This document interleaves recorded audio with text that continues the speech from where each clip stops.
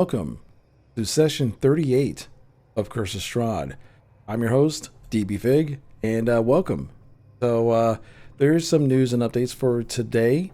Before we get into the meat and potatoes of all things, I just want to thank everyone again who comes out to the live streams, shares information, and if you're watching this on YouTube, we really appreciate you guys as well. Again, if you ever wanted to catch any of the VODs of these sessions, go to the One Shot Tavern. I'll put a link in the chat right now. And we truly appreciate your support in all this. So I'm going to throw it over to MTC for any updates. Thank you, sir. A big update. Unfortunately, due to life being life, we are sadly going to have to say goodbye to one of our members, at least for the time being. Over to Take has had some life stuff come up. But accompanying that bad news is some good news. A good friend of the channel and friend of everybody here, Blueness, is going to now be joining us in our campaign. So, lose one, gain one, things like that. But if anybody has anything else they'd like to shout out, I think Chi had something he wanted to say. I don't know if anybody has anything after Chi. But go for it, guy. All right. Well, this is kind of my own personal project. I run a game called Osmond Ward. I wrote it myself. I worked on it for quite a while now. Currently, it is on for 30% off as part of the Drive-Thru RPG Urban Fantasy and Steampunk sale, I believe. I don't know how these things work. Get it for free. For a lot less. Yay! Words. English. Here's link. I'm about to say, there's not get it for free, get it for a lot less because it's 30% off. I mean, yeah. If any companies want to reach out to me, there you go. So again, thanks everyone for coming on through. This should be a pretty fun session, and we'll see how we adapt to all the changes. And I guess without further ado, let's jump into Oh yes, I totally forgot about that. So yeah, let's go introduce everybody. I'll go first. So let me introduce my character. I'm DB Fig, and I play Kelma Den, the feral tiefling monk, an overall nice guy with absolutely no social skills whatsoever. And now I pass it on to Blueness.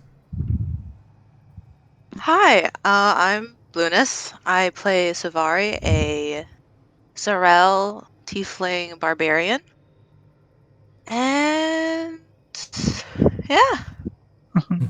Fair enough. I think she is next.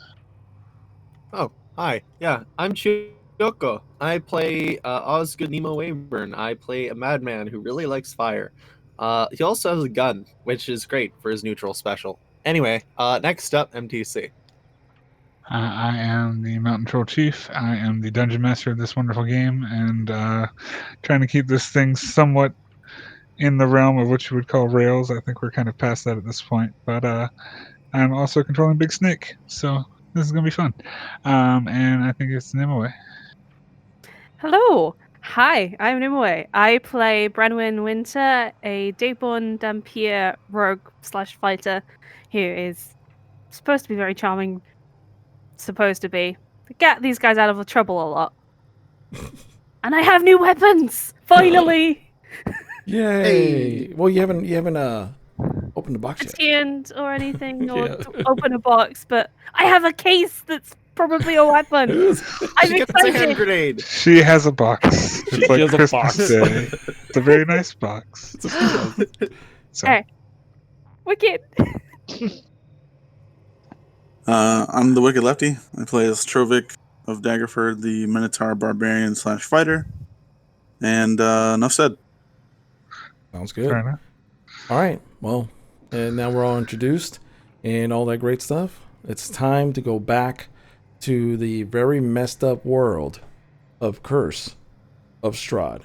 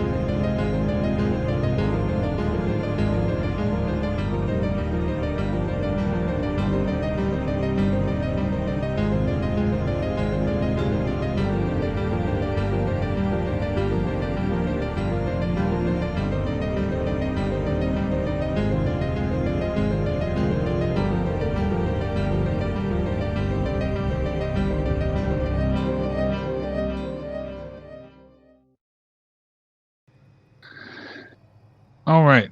So, last we left our heroes, adventurers, people in Barovia.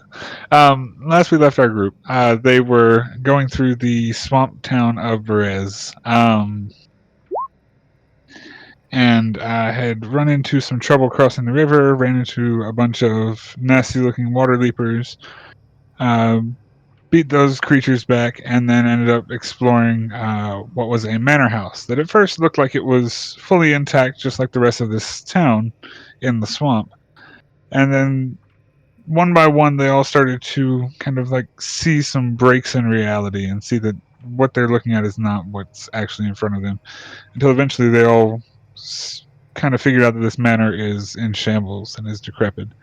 But they were able to find a very nice box in the cellar of this building, thanks to the help of people that had not yet broken illusion, finding stuff and things inside of this manor.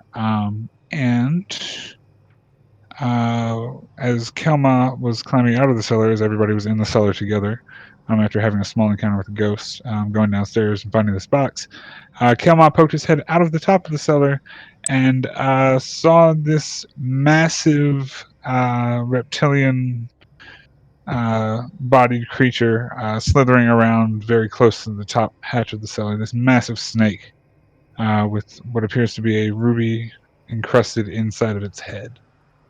And that's where we ended our session last time. So, Kelma, you see this creature as you've poked your head out of this cellar hatch. I immediately close the hatch. Okay. As you close the hatch, you hear a heavy thud slam on top of the hatch. Like as if something like dove into it. I turn to the group and go, bad, very bad, upstairs. Looks like a snake or something, but very big. It knows we're here, and yeah. And I just kind of hop down from the ladder and go, oh, what are we gonna do? I hate snakes. Well, When you say very big, do you um, mean just a grass snake bigger than normal, or big? and Kelma thinks for a second, goes, probably Yeah. his waist was the size of a tree. Oh,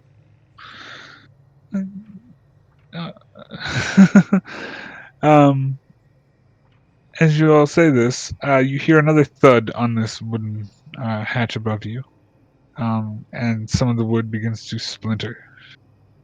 We're about to have either a friend, and this place is not very big. Yeah, I would say I can draw it real quick because I haven't made the cellar proper. Sorry about that. Yeah, I'd say the cellar's maybe this, and the yellow would be where the hatch is. Yeah. Osgood takes a knife and plunges it into his arm, drawing blood and activating the Crimson Right. I take 1d8 damage. I give myself 1d8 damage. Cool. All right. Kelma, you're still like on this ladder right at this hatch, and you haven't gotten off it. No, I got off the ladder. Oh, you got off the ladder. Perfect. Gotcha. Oh, that's a G87. D87. That's a lot of damage. I'm about to say he just killed himself. He's like, I hate snakes and murder. He's suicide. All right. Plunge his knife into his neck. What's going on? So you jump down. Gaynor would step back and prep a spell. As it slams through one more time, and then the wood cracks. I need everybody to roll initiative as the massive head of this snake kind of begins to poke through the hole right near where Kelma's at. This little cellar is probably about 8 feet tall. Just a heads up. Yeah, so it's this like, is gonna be a really cramped fight. Do I need to roll? As a give me 1 second. Sorry.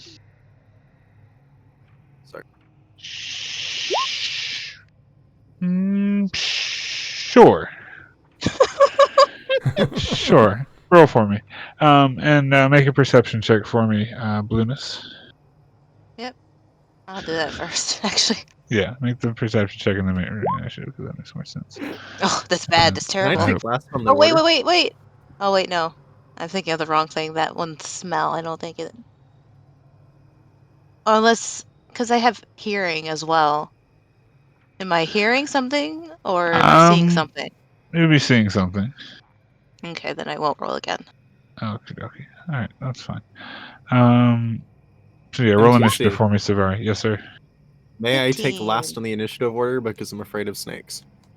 Sure, I'll let you fail it. Cool. What? Nice. Let's do mine that. If you're asking to and you don't want to roll for it, and you would take last in the order, I'll do that. And I'll roll this for this because guy and bang. And I did a thing, and you did a thing, and you're one. And First in the initiative order for the first time in about 30 episodes. all right, so Brenwyn, this snake's head has crashed through this wooden door just right above this ladder, and the head is poking in. It almost fills the entire space as it enters this square right above where Kelma's standing.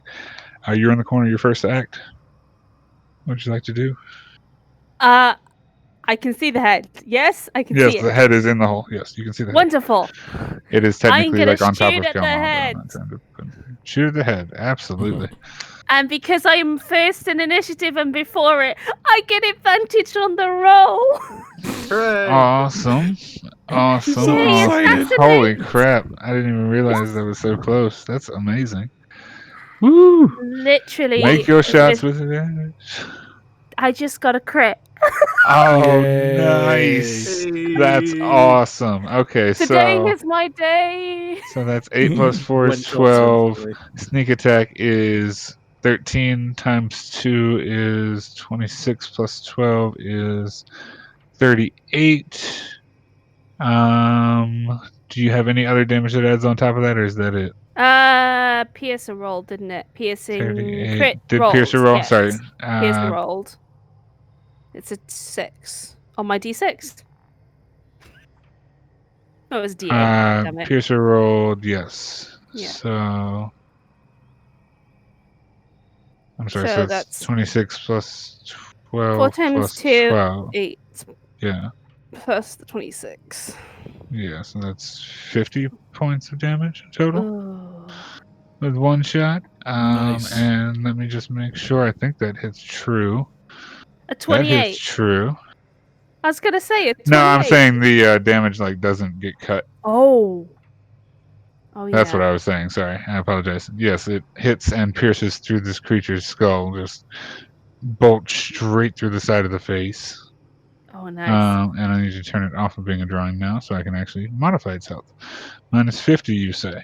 Okay, all right. It's a nice first attack. And I get to go again. Very nice. And shoot again. Shoot again. It's 24 Nice. to hit. Let's fucking go. All right, and that is 24. Definitely hits for sure, and that is 8 piercing damage. Gotcha. Boom, boom. All right. Are you doing anything else on your turn, Brenwyn? As you pull back and shoot 2 arrows and just stab this thing in the face, and just the blood starts to drip down onto the ground, almost right at Kelma's feet. I'm in the corner already, so Yeah, you're pretty tucked away. Yeah. There's nothing I can hide behind. But there were a couple of barrels in here, weren't there? There are a couple of barrels, yes. Can I just duck behind some barrels? Yeah, sure, absolutely. Make a stealth check to hide for me. Duck behind Okay. barrels. Hang on. Attempt to conceal yourself from enemies. I get advantage on the stealth check. Very nice. Thanks to my boots. Oh my goodness. Oh God. That's yeah. I mean, did you even need it? You all don't even see Brenwyn anymore.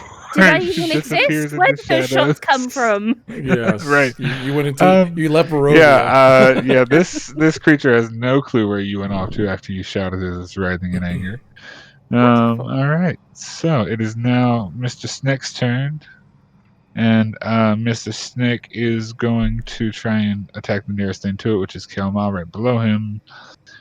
Go, Snake, go! Oh, that's a lot. Why did that do so many dice? That's so many dice. It gets me nervous. Oh, that's right, because it whispers on my screen, so it rolls all this shit you don't see. That's cool. Oh boy. That is a 27 to hit, Yeah. and that is 10 piercing, and I need you to make a Constitution saving throw for me. As this creature just like wildly lashing, almost like archaically, just straight at you. Con save. 16. Perfect. You make the save, so you only take half of the poison damage associated with it. So you take 10 piercing. No, I and you make zero poison. I'm immune. You're immune to poison damage or poison status? Both, Just I think. immune to poison. Ooh.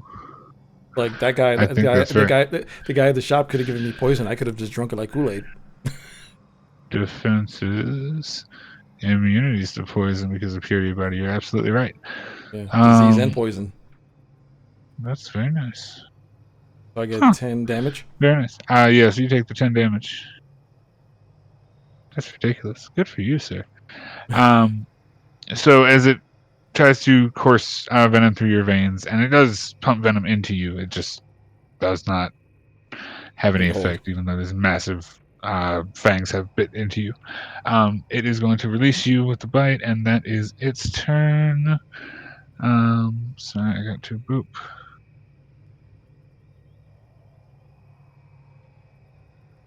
Kelma. Okay. So, Kelma, it is now your turn, as this creature has bitted you. You now have a chance to do something. The moment he bites me and he tries to turn away, I immediately pull out my son's sword and take 2 swipes right at his face. Absolutely. Let's see. Sword. There we are. First swing. 19. That hits. Right. And that is one-handed. Got it. So that is 12 damage. Well. Oh no, I'm sorry, 9 damage because it's. Oh no, because it's not undead. Yeah, it's not an undead. So yeah, so 9 damage. Gotcha. Okay. Boom. And then I do another. Then I kind of do I do a little spin, kind of by him, and I slice at him again for 29 for 14. Oh yeah. So 10 damage for that, right? Got it. Yeah. Boom, and then okay. I slam my foot on the ground, and I use a key point for flurry of blows. I kick him right in the snout with the first attack for 10. Okay. And then I do another roundhouse kick right by his eye. Absolutely. That is yes and yes. So that is minus 17. And I try to, even though I know he'll get a shot at me, I try to start doing some monk-like backflips away. This. Absolutely. As you try and backflip away, it is going to try and bite at you again as just its reaction. Bite. Roll the bite. Do the bite. Oh my god, there's so many dice. It's always so many dice. That is a 27 to hit. Yeah, which is 11 piercing damage, and you don't take the poison. Okay. So you don't even need to make the con save. I'm not going to ask it of you because it's not worth it. But yeah, you do take the 11 damage. And then that is the end of your turn. Yep. Boom.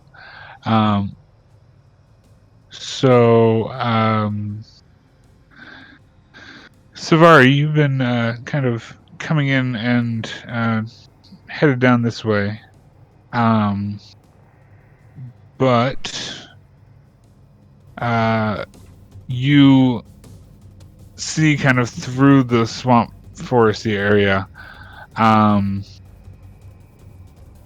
a massive snake, or the body of this massive 20-foot long snake, probably about what's that distance off? Yeah, sorry, I need to do a measuring thing because I'm not good at being a DM. That's like about 100 feet or so off, something like that.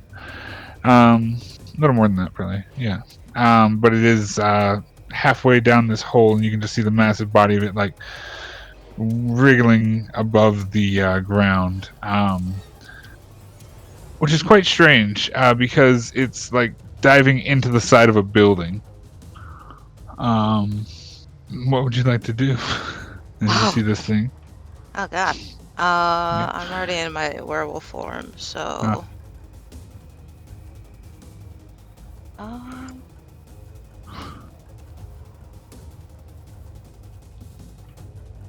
And I mean, you would hear the commotion coming from whatever is happening. It's not like they're being quiet or anything. I'm going to move. Let's see.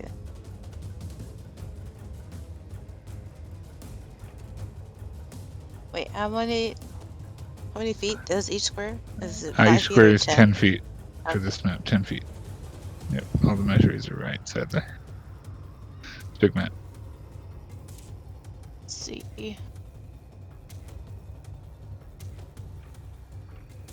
See here.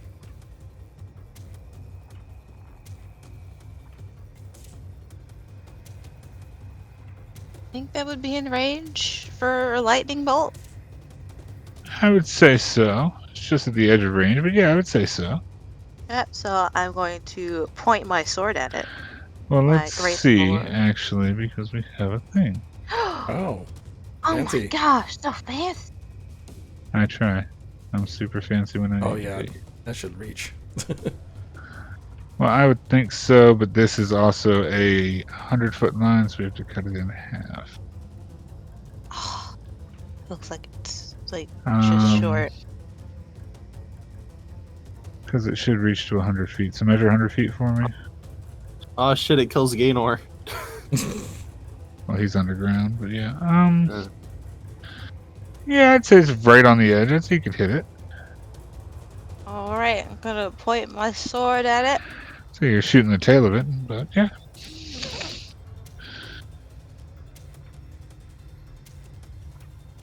Alright. Dexterity saving throw for the Monstar. Is it cool enough to do its saving throw? Probably not. I mean, Its it doesn't head's in even a know I'm hole, so here. it's stuck. It has no clue about what's happening to it. Yeah. It rolled a 14. Yeah, so Woo! it so you all watch as the creature all you can see is like the head like diving in and trying to snap its jaw at you guys. And then you just see like its entire body start to shake and rattle. And then it just kind of like falls limp in this hole, now filling the cellar door, the crawl space, as half the body is still outside of it. And Savari, you would see as you electrocute this thing, it just like the body like starts to shake and flail and then just go limp. And seems to like fall through the house almost. Kinda sus, not gonna lie.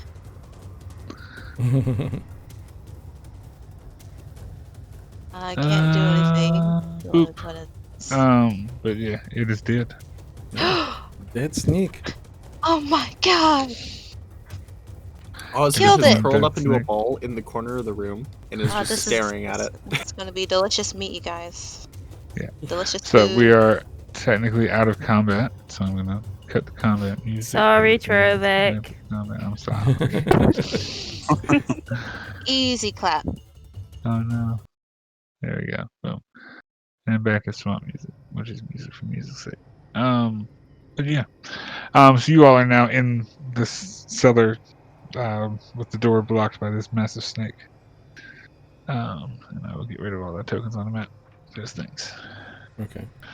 The first thing I do is I just kind of poke it real quick, the snake, to see if it's actually dead. Did you make a poke? Yeah. Doesn't Okay. move. Uh, You poke it again, and then you kick it. Doesn't move.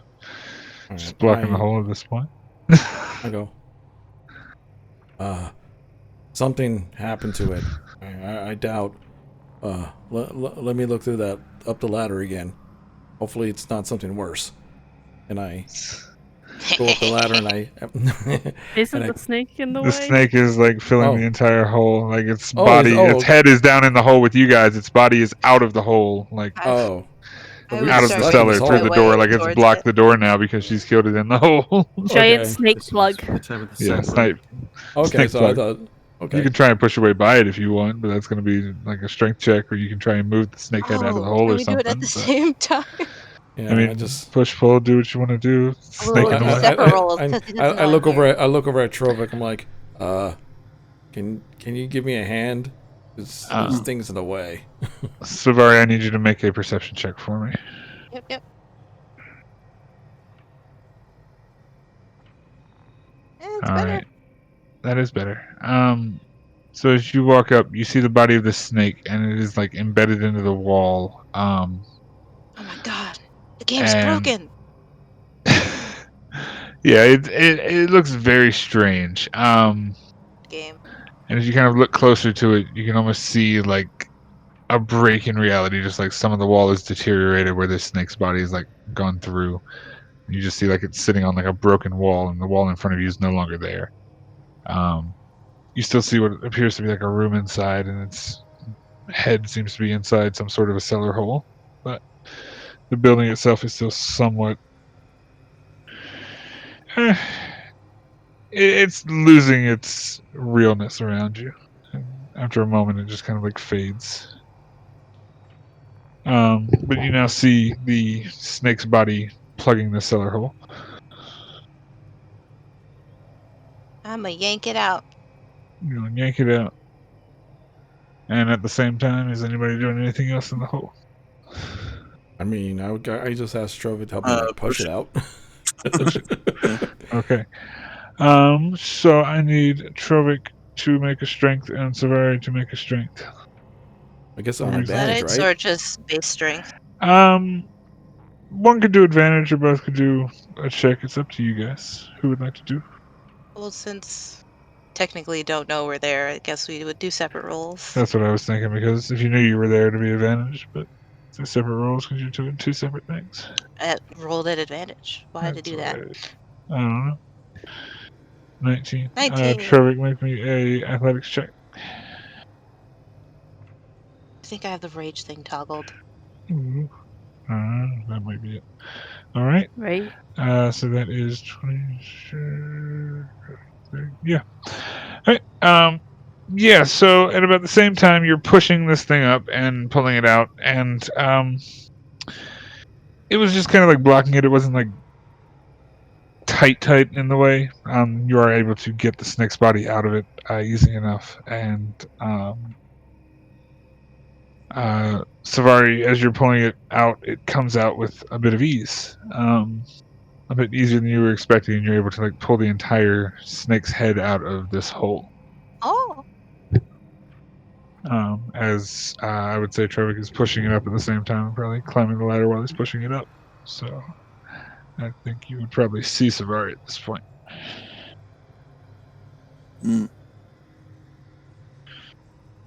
Hi. And I'm gonna move Snick. Be gone, Snick. Actually, I won't move Snick yet because snake stuff. Snake stuff. I don't trust that snake anymore. Yeah. So you all emerge from the cellar, and one by one you see a white werewolf with horns. Can someone take this box? I can't carry it. I can do Uh, that. I'll take the box. Absolutely. Gainor climb up the hole as well. Boop doop. I look at the werewolf and I'm just like, I still have my sword out in the defensive position, and I just kind of do bite the head like confused dog look at her. I'm just like, and I point my sword, go, is that you? Yeah. Do I need to punch in the face for you to remember? And I just kind of, I put my sword away and I just start laughing, and I just go, hey, we met. We're dog girls here again. I transform back. Swoop. Alright. And Osgood, easily enough, you're able to take the box and get it out of the hole for Brownwood. The moment that I see the fucking size of the snake, I take like a fucking 30-foot step back. Ooh. You don't like Snake? snakes? I mean, they're all over the place. The entire time I've just been kicking the steak in the side. I go, there's good meat in here. I'm gonna It's kind of bring a out my rational thing. I sword. fought dragons for fuck's No, sake. no, but no, a no. snake? No, No, No. don't cut it up. Okay. Now stop. but yet I want it. There's useful stuff in here for me. I want Oh. some. I mean, And of I'm gonna course. pull out a vial, and I would like to start trying to milk the venom from the fangs. Okay. Kelmo's I feel just like looking that at falls this under in survival, utter doesn't it? confusion. He's just like I okay. can aid you. I mean, If you can Unlike aid a- her, it will be a survival check with advantage. Have the Unlike an survival OOC I think level, that's have right, we right? ever encountered Or do you have Hang something on. that would make it more I have automatic? a poisoner's kit. You do have a poisoner's kit, so where is my I was stuff on just poisoner's looking. kit stuff? Yeah. Yeah. No, I feel you.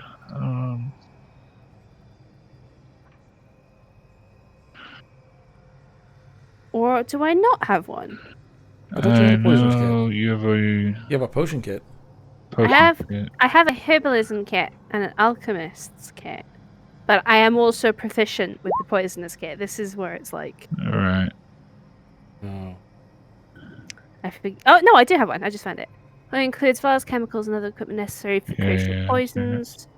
Efficiency bonus used to craft or use poisons. Um, I mean, I got. I would say that goes in hand with garnering the materials, though. I have a random bottle. If you want a random bottle. A random bottle. I'm not gonna say no to an extra vial. Absolutely. Yeah. Yeah, so make a survival check for me with advantage. Okay. Why do I still have fucking... Can I also add my proficiency bonus with the kit? Yes, because the kid had a So, proficiency bonus. okay. So whatever Plus that is. 5. Okay, so a 16. Yes, you are able to get the equivalent of 2 vials of poison from Nice. the creature. With that check, it takes you about, let's say, 15 minutes or so of making sure you do it right, making sure that nothing goes awry, and you can get everything that you need. It takes about 15 minutes or so to get it done right, but you are able to get 2 bottles. Does anybody else like to do anything while 15 minutes is going on? Branwyn, are you using your bottles or did you need 2 bottles? I probably have some. Okay. I've been using potions and drinking potions, so I have some. That's true. I'm just staring at the snake. I just look at Savari and I'm just like, where's your friends? Friends? Yeah. In their den? Are they near here? No? What are you doing here? Well, like at the last minute, I realized that I still had some of your stuff and I wanted to give it back. So. How the hell did you know where we were? You guys are very easy to track. That's not good. Well, I am a werewolf, so. Well, thank you for helping with the snake. Yeah. Because we all know that guy, and I point at Ozzy. I go, he wouldn't have been helpful. I throw the cloak of the cat on him. And then I hand Osgood the dust of... or the necklace of thirst. Oh, fair enough. So as you all are kind of having this reunion and Brandon is pulling poisons, can I get I'm gonna have everybody make a perception check as this 15 minutes is going by. Everybody? Everybody. Everybody. Perception, huh? Oh God. Perception. Is this perceiving Fey fiends of the undead? Roll with advantage. Oh. Oh, Yeah. really? Oh. I should talk to Snickle when I had the chance. Oh. Well, I 3, didn't help, 4, but 5, and right. Sorry, I got that. Boom. I got that. Perception. Move Oop. my inventory. I'm fucking shocked. Why did that not roll? Did that roll now? No. Why Yeah, isn't it that did. rolling? Yeah, it Wait. rolled. Yeah, It- 24. 20. Okay. It rolled on On D&D. D&D Beyond. Beyond. It is 24. I don't know Yeah. what happened. Received everything. Right, I see it on D&D Beyond. That's strange. That is super strange. But acceptable. Okay. So yeah, Branwen, as you're kind of pulling the venom out of this creature, and Gaynor would notice it too, and he's just kind of like staring off into the distance in this direction. The town and the village, like parts of it begin to like look like they're almost deteriorating in front of your eyes as the 15 minutes or so passes. The rest of you all would see just a regular town, a large tree in the center, and farmland buried in the swamp with a number of cottages and things like that in this direction up here. But just minor things begin to, just like this manor that you were in previously, start to look like they begin to fall apart as you kind of like focus on things and look around a little bit more. But Well, you're able it's nice. to get that venom. Cool. Oh, it's nice to know that magic extends to the village as well. So all the buildings here are like that? Yes. Oh, you can't. Okay, cool. I mean, It seems like it does permeate, yes. this place is weird. Did Agreed. we get what we needed? That you got that box. Yes, I want to look at the box. Can I expect the box? Absolutely. You can inspect the box, and as you do, it is a jet black box with a golden trim. The points where the box would connect together from the top and the bottom are perfectly sealed wood, like wood together on wood is like master craftsmanship wood. There doesn't seem to be a hinge or a handle on how to open it, but it is a very ornate box. I slowly raise a knife in her peripheral vision. And lower it. Wait. I mean, perhaps there's a seam that we can kind of... I glanced down at Never my mind. belt full of blades. Never mind. I mean, can I see if there's like a Absolutely. tiny... And I mean, there is a, as well as it is crafted, there is a small seam. You could probably begin to wedge a blade in there and pop it open. Easily enough. Takes you a couple minutes to wedge the blade in properly and then prop it. You don't want to damage the box, so it takes another minute or so. And as you pop it open, inside the box, you see a short crossbow. Seems jet black in color, with a golden filigree on the handle. It seems to have almost like a pistol style handle. I can put a sketch of a thing in a chat, but it doesn't do it justice yet. Oh, Jesus. Art But incoming. it is a very, yes, art incoming indeed. But it is a very well-designed crossbow. It is a hand crossbow. It is completely jet black. Even the string on it is black, and the metal adorning it is golden filigree. And I don't know if you can read Celestial or not. I can read Celestial. In Celestial, towards the handle of the crossbow is the... Sorry, I need to pull up the thing because I have the thing, and I might as well use the thing, right? We've got it, might as well describe it in all its glory. I swear I know the name of this thing. Gold etching. This crossbow in Celestial has the word mercy written on it down the handle. Or down the shaft of the crossbow. And the wording is written in gold, like almost like a gold leaf. And one more thing, I'm sorry, I'm trying to make sure we're right. It does not have any bolt with it. But it is, as you kind of take it out and look at it, it is almost perfectly weighted. And very well balanced. Wow. And I need to find the art. I'm sorry, I'm finding the art right now. Art. I looked down at the. She puts it on her pointer finger. It balances perfectly.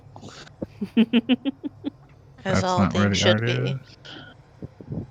That's a nice crossbow. Seems like it has a similar handle to mine.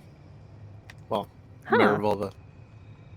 Yeah, it's Um, strangely beautiful. Copy image. Sorry, guys. Here we go. Almost even goes with my outfit. Like it was meant for you.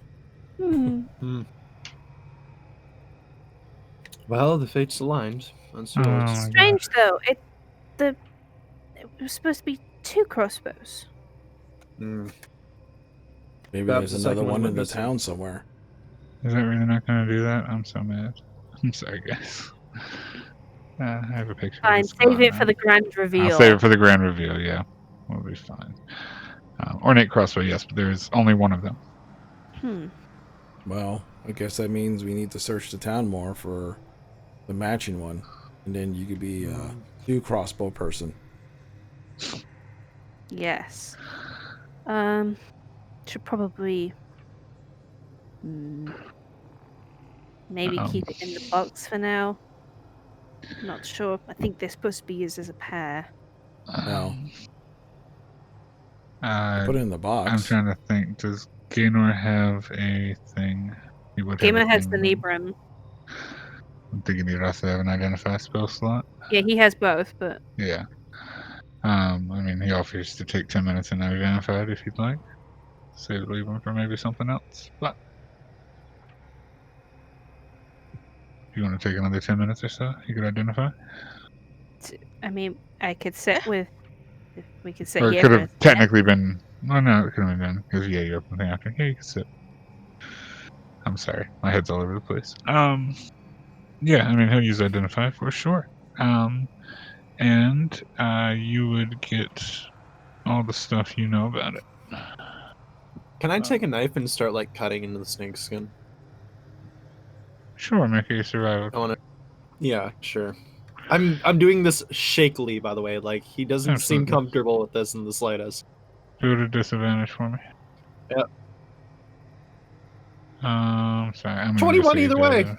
Nice. How do you manage to do that? Good for you. What are you cutting into it for? You just putting a knife into it? I'm just getting like enough skin to be used for something. Like I don't know. I imagine that snake skin of this kind of.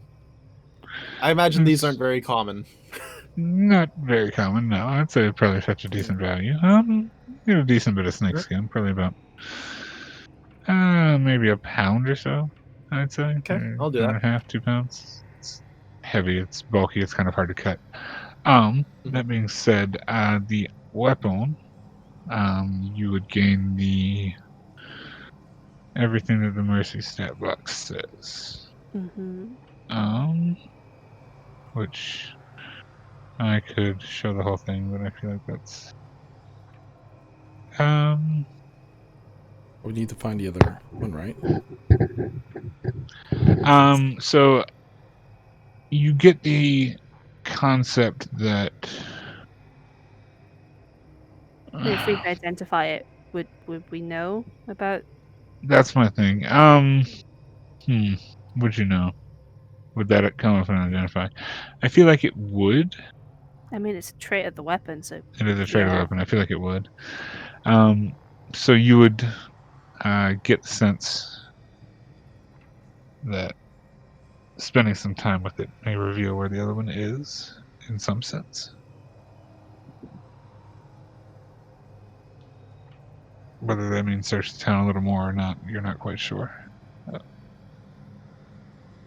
Spending some time with it might reveal the answer to that. Whether it tells you where it's at or it comes to you, you're not sure.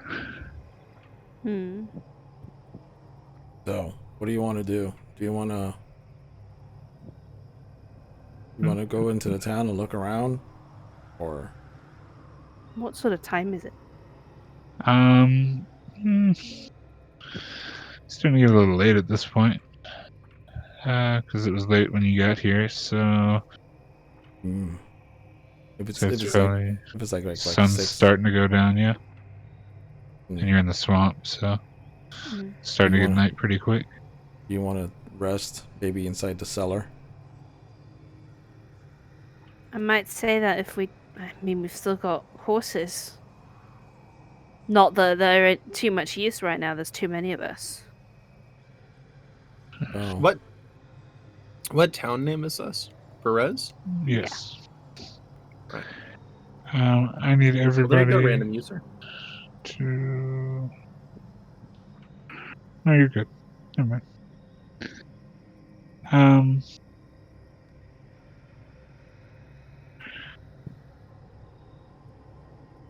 Yeah, so, I'm trying to think, I'm sorry. Yeah, I mean, it's probably about 6:30 at this point. You can continue searching the town if you want to. You could try and bunker down in the cellar if you wish. It's up to everyone. Do we want to But carry on forward, or I was about to It say, might, what be time? it might be better to walk around in the daytime in this place, considering what came out. I turn to Savar. I go, you want to join us for a while, just in case something else comes out? Yeah. I mean, I might as well since I'm here, you know. Makes good sense. So, well, we got backup. And while we're waiting is normal, Kamal just like jumps down to the cellar. He goes, Of course. unless you have another place to go, I'm jumping down the cellar. All right. Down the cellar you go. didn't the cellar have like a inch of water, or am I thinking of something else? Oh, wait a second. Wasn't the cellar have an inch of water? Cellar had an inch of water, yeah. Oh, yeah, okay. nah. I take out my necklace of thirst. Yes, it came in handy. Oh. Woo! Ha ha ha! It's a good thing I came. Well, then I climb out of the cellar a little bit, so that way I'm not caught up in whatever spell that is. Nice, indeed. And as you pull out the necklace of thirst and reach up and crush one of the beads as you stand in the water, the 1 inch of water that covers the bottom of the cellar floor, most of it begins to evaporate. There's only a little bit of pockets of water in the corners of the room at this point. And I mean, you do have like 6 more beads on here, but I give a one cleared low, up exaggerated bow. almost all of the water in the room. Yeah, the Very water's gone. It's dry in there, you know. Nice. The rest are probably no. That's a bad idea. Anyway. Yep. And so everybody would get into the cellar and let's see. Is there any Yes, wood along around that. that I would have been able to recover the cellar that got broken, the door? Oh yeah. You So make a like, survival check to look around, sure. I mean, we can just make a fire in here, and then the smoke will vent instead of covering it. You guys. You can do. I mean, yeah, I don't find wood anyway. But yeah, you all are in this damp but somewhat drier cellar. Made somewhat accommodable by Osgood and the necklace of thirst brought by Savari. Thirst. I'm gonna sleep in my wolf form because, yeah. Sleeping in wolf form. I tie a couple strings across the entrance of the cellar just in case. Oh, damn it! I want to do things. What do you want to do? I want to sit with my thing, with my crossbow, and B, okay, I'll take first watch with Okay. with someone else, I'll assist. Sure. because I need to also make potions. Yeah, I'm I'll taking assist the- if you want. Fair enough. All right. So I have alchemist supplies. I need you not assisting because I need you on watch. Yes. Oh, okay, I can do that. All right. So first watch will be Osgood and Brandon staying up to do potion stuff. Second watch. I'll take second watch. All right. I'll go Nice too. 22. Okay. That's a nat 20. Nice. Mm-hmm. And a nat All 1. right. Oh God. Ice the Everybody eagle. with advantage. Ice the eagle. All right. So, and either Gaynor or Trovik can take third watch if Savari and Kelmar are taking second. But you all tuck into this tight, cozy place, and everybody kind of begins to go rest. And Osgood and Brandon, you stay up. Brandon making potions and doing the things that you need to do. Sitting with the weapon.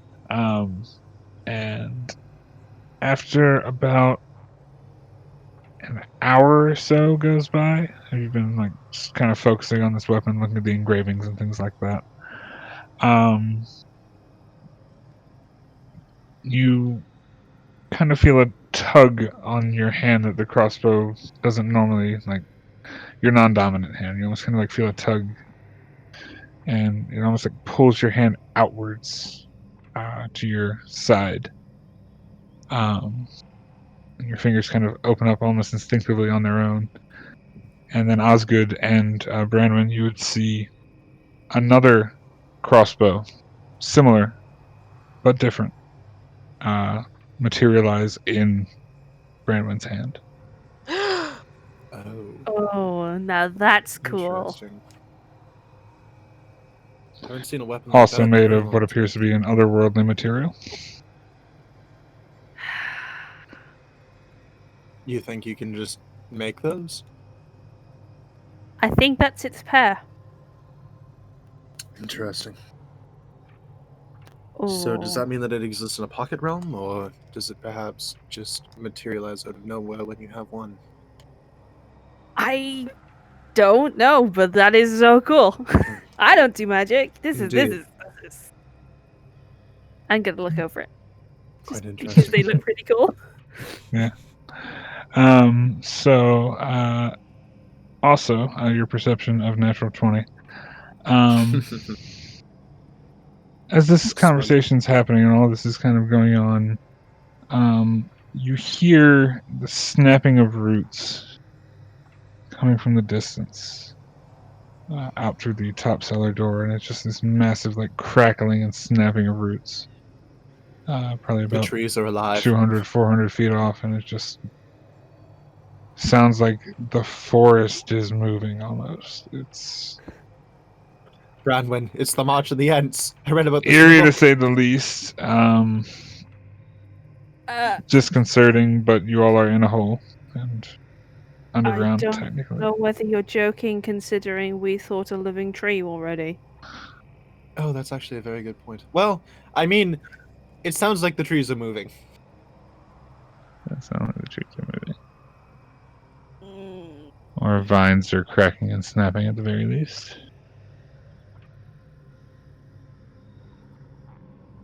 Should we, you know? I'm in the middle of making a potion, so if you want to poke your head out, that's up to you. Well, I'm not risking my neck. These trees can fuck off. And I just sit back in a corner. Okay. Fair enough. I do have a potion kit if you have any materials. I could perhaps try my hand at making a healing potion. I have a herbalism kit with all the supplies to make a healing potion. Do you want it? I Do you mean, want to try? do I have proficiency if it just says alchemist supplies as a tool proficiency? I mean, I guess that's a yes, but like... Yeah, I'd say so, I think. Okay. If you're making then I potions, try my alchemy hand. kit, yeah, sure. I don't know if you really need to try so much as a success for making a healing potion. It's kind of a thing with a kit, if I remember correctly. Yeah, I think I can do that with my herbalism kit. You are Yeah. correct. She can just make it. Alright, well, I'll Yeah. Just the just gold redo cost it for then. the thing. But yeah.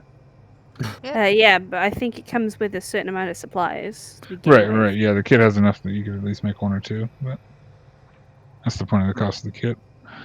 So yeah, I mean, you can make a healing potion for sure. Alright. Sure. I throw him the kit in the middle of using my own other kit. Sure, And I pull my own stuff out, my blood vials and stuff, and I put those all off to the side and then pull out the normal equipment. We're just having a science experiment in a I want to basement. say you guys are going like science experiment in a basement by a campfire that's billowing out smoke with the trees moving around you above. God, this is a whole show.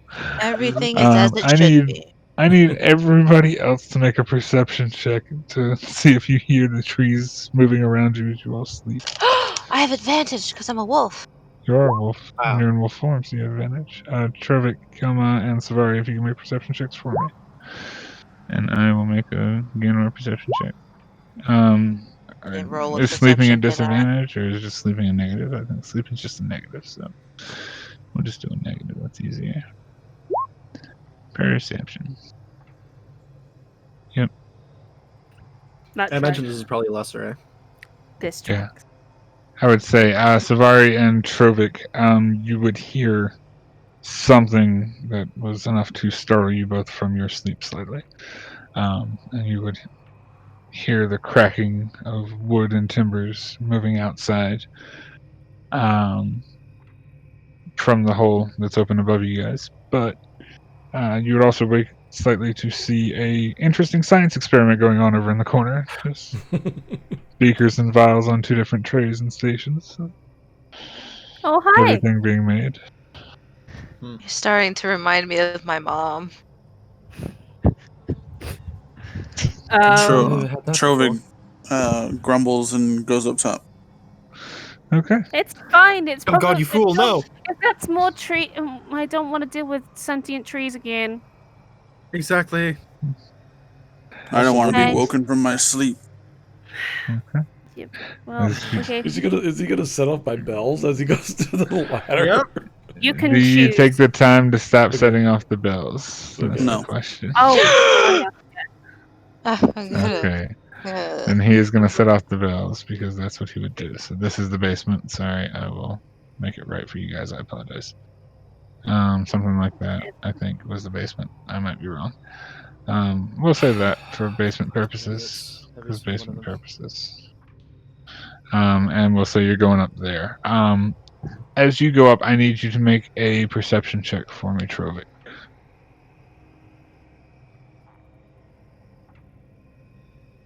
For the hex of it, I'm gonna turn into a werewolf. I thought you're already a werewolf. No, I'm a wolf. She's a wolf. Oh, okay. She's a wolf. I think you also have wolf token, by the way. I might be wrong. I do not. Oh, then I messed that up. Anyway, the point is, as you look up, the village that was like intact-ish for you, now just looks completely ruined and decrepit. Like the illusion completely gone from your vision. You just now see this swampland with like this village that was there, but it's just almost like sunk into the marsh. And you look over and this big tree right here, right here, out this way. Oh no, that's way too much stuff. Holy crap. That was a lot of bleeding my eyes. Anyway, big tree. You would see, yes, that one. Okay. Where that tree was, you would see. I'm trying to think if I have a good image. I have a good image. Player handout.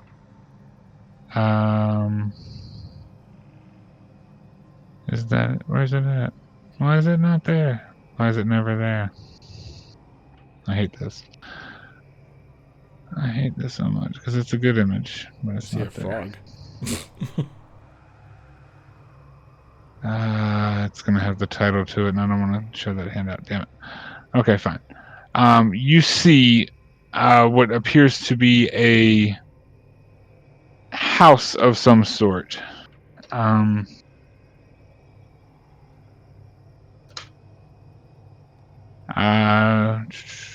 Sorry, I have to do the thing. Map. Get away. Boom. You see what appears to be a house or a hut of some sort. Oh no. Lit from within. Oh god. Oh, God. Sitting Brr. among a number of roots that seem to be spindling out almost like spider legs from the center of the fuck. trunk of a tree that the house is based on top of.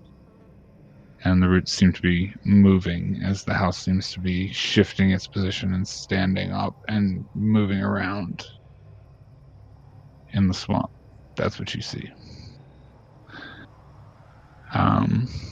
You also notice stuck into the mud and the swamp area around the tree and in the village, a number of scarecrows stuck into the ground at various places and positions. But that's what you would see as you emerge, Trovic. Okay.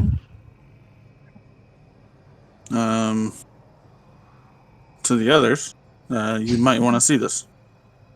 Well, the moment the Kelma, since Struvik didn't like move the bells, I heard the bells.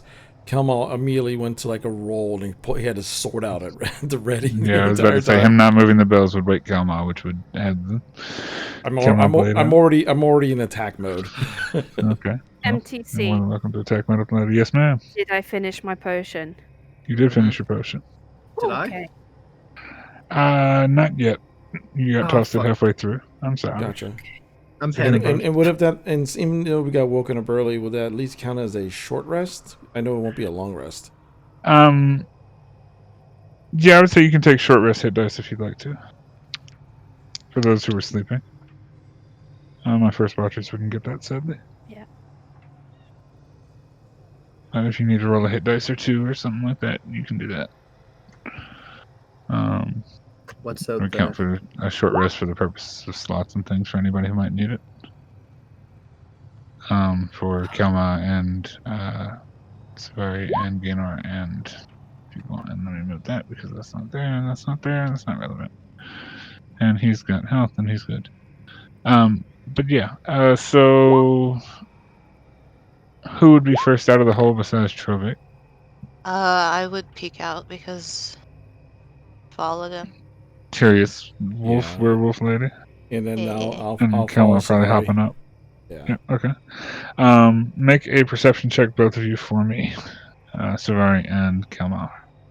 This is with my normal eyeballs, This not is my with your ears. eyeballs, not your ears.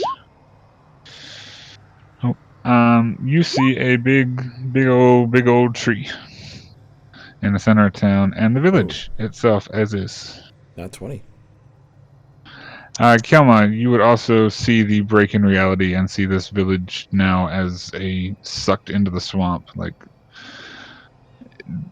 basically, you see a village that used to be a thriving village and has now been long since covered into the river and the swamp, and it looks like jank. And then you now also see this large hut on top of roots in the center of where this massive tree was.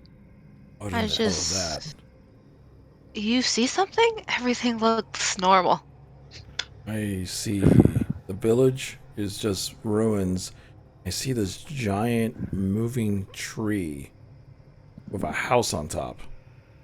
Ugh, I hate illusion. I hate magic. God.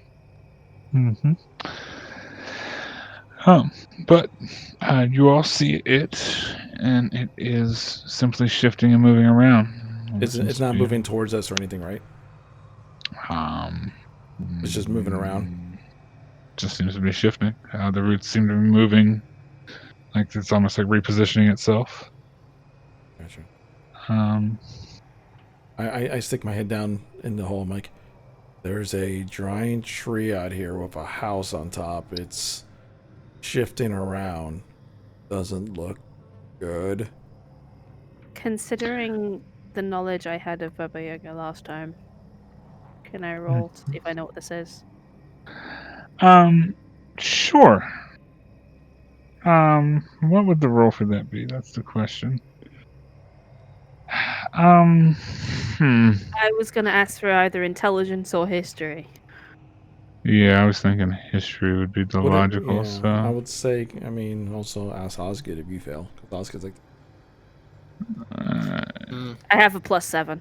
I would say you can do it with advantage if Osgood was trying to help you rack your brain for a moment as Kelma yelled this down. I'd say you could roll for history with advantage, which would be... Yeah, Oh. no, I'd help. No, Oh, I sorry. wasn't. Yeah. No, I was going to let I Branwen have roll. it.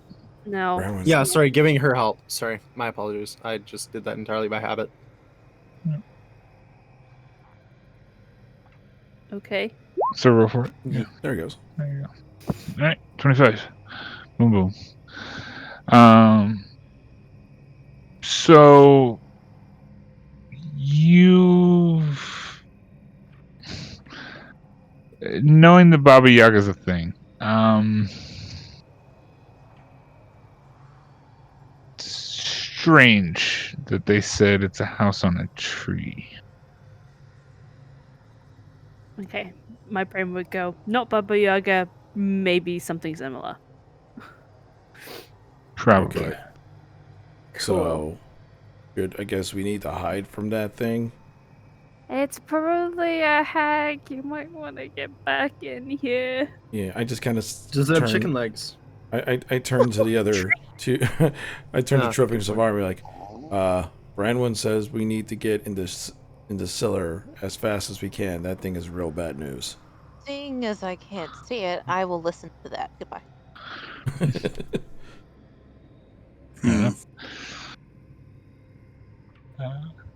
Savari gets back in the cellar. As the thing is just kind of like moving around the area, creaking the entire time. Rovik, are you gonna go back I in the can cellar just too, sleep or on your ears, man. I guess so. I mean, do we want to be treating with hags right now? Well, I mean, it's disturbing my sleep. It is rather cumbersome to sleep. Disturbing your sleep versus possible death by hag. Oh God, it's terrifying.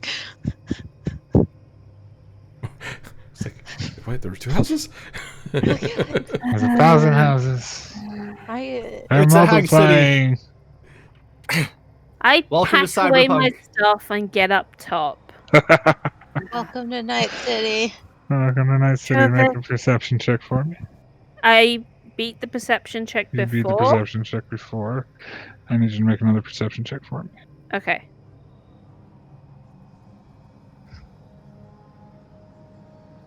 You What's see the that? ruined city and the tree moving around and Cool. the roots of tree, yes. And Osgood, if you're going up, I need another check. Yep. I know, it's all the fun. This is powerful illusion shit. What is that? No. You see a village. If you pop your head out. I see nothing out of the ordinary. Go back in the cellar. Okay. Stay inside. Yep. And you would also see now this house with bright yellow light coming from within it, sitting on top of what appear to be tree roots that could well be walkable. There could be paths up to this thing. It does seem to have almost settled in a center place for a moment, and then just seems like some of the roots begin to slam themselves back down into the ground, and some begin to submerge themselves as it kind of like shifts and continues to move itself, almost like somebody trying to adjust themselves into a seat properly. Like a cat circling. Kind of. That's so On a cute. massive, gargantuan, Cat. 60-foot wide, Cat. massive Everything's set a of cat. tree roots and trunks with a house on top. Everything's a cat. I look at Trovic. Do you want to see it? I mean, what is it? Chances are it's a hag house. What is a hag house? It is a house that belongs to a hag that is enchanted to move. Okay, what? Like, are they friendly? Unless you insult them. Also, We I dealt with wonder. hags. I wonder if that hag has seen us the entire time, because that tree's been there. Yeah. You all also, would you see this? That's the question. What's the distance? I think you would. Yeah, you'd see Depends it. how dark it is. I mean, it's swamp dark, but there's also light coming off of this house, so it's not like it's... Yeah, and I had like a 20. I had a nat 20 perception that last time I looked. Yeah. Yeah, so I would say you notice, what appears to be like this massive, almost like 3-foot-long deer skull, 4-foot-long deer skull, just like sitting at the base of where this tree is kind of like decided to root. Right. I pointed out to Trovic and Brandon. I'm like, that is the biggest deer skull I've ever seen. It's kind of ridiculous and out of place, which is strange. But it is something that you all would notice as the illusion has broken. I just forgot to mention it. I'm sorry. It's not like one of you would have noticed it recently. It's like you would have seen that when the illusion broke. Just really bad. The question is, if that person knows that we're here, they haven't come to us, so either they don't know that we're here, or they don't really care.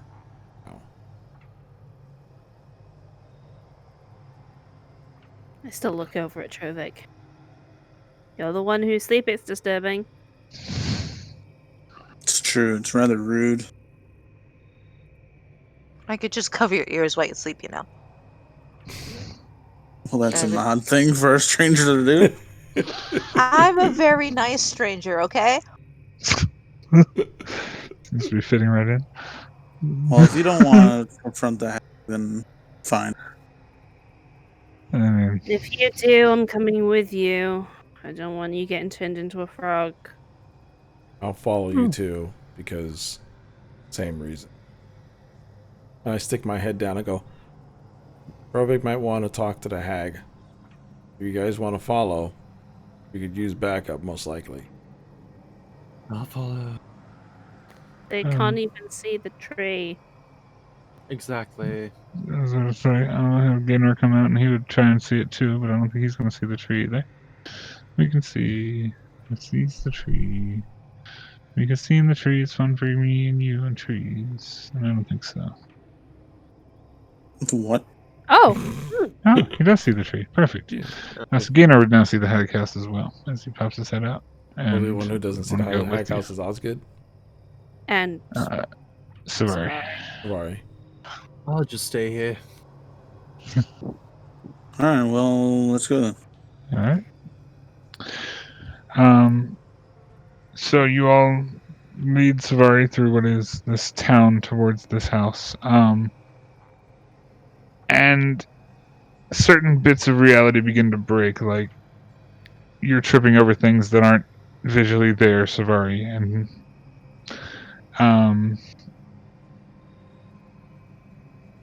it's like you're following people and everybody else seems to be able to navigate where they're going, but this is a bit strange. Like you're almost like walking through a village, but also tripping over roots of trees and things like that at the same time. This is annoying. It's mildly frustrating.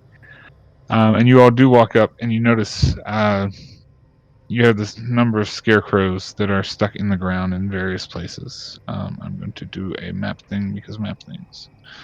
That's a scarecrow that's already revealed, and that's a guy. He's already revealed too. No, he's not. No, they're not. Boop. Oh. Okay. And they are stuck. I'm sorry, they're not there. They are here, where they were. You can see their art on the map itself. Those are the places where they're at. They are just not tokens for people's amusement. But yes, there are a number of scarecrows stuck into the ground. They seem very similar to the ones you encountered when you first got into Barovia. Yeah. And as you walk forward and continue forward, the house seems to shift on the hill. Savari will point at the scarecrows if she can see them and ask, "What are those?"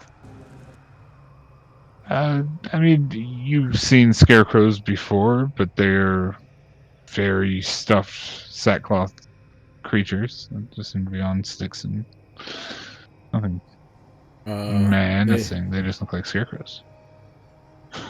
Bad news. They're probably used as protectors and warning signals. Mm-hmm. So it's a matter of if we get close, those things might attack us. Or I would suggest, for the most part, hands away for weapons for a minute. Just so we don't get attacked on sight if we want to know what's going on. I am a weapon. I don't say that as Savari. Say that as me. I guess we're walking up.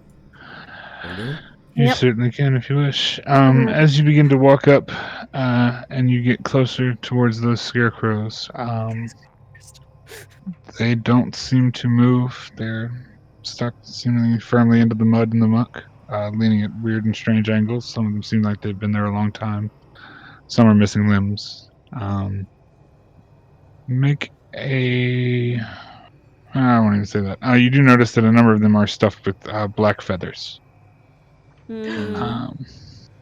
And as you all get closer towards the hut itself, you would notice that there are 2 iron cages hanging off of the side of the hut that has a door sending on it. And the 2 iron cages are full of a number of black birds. They seem to be squawking quite ferociously.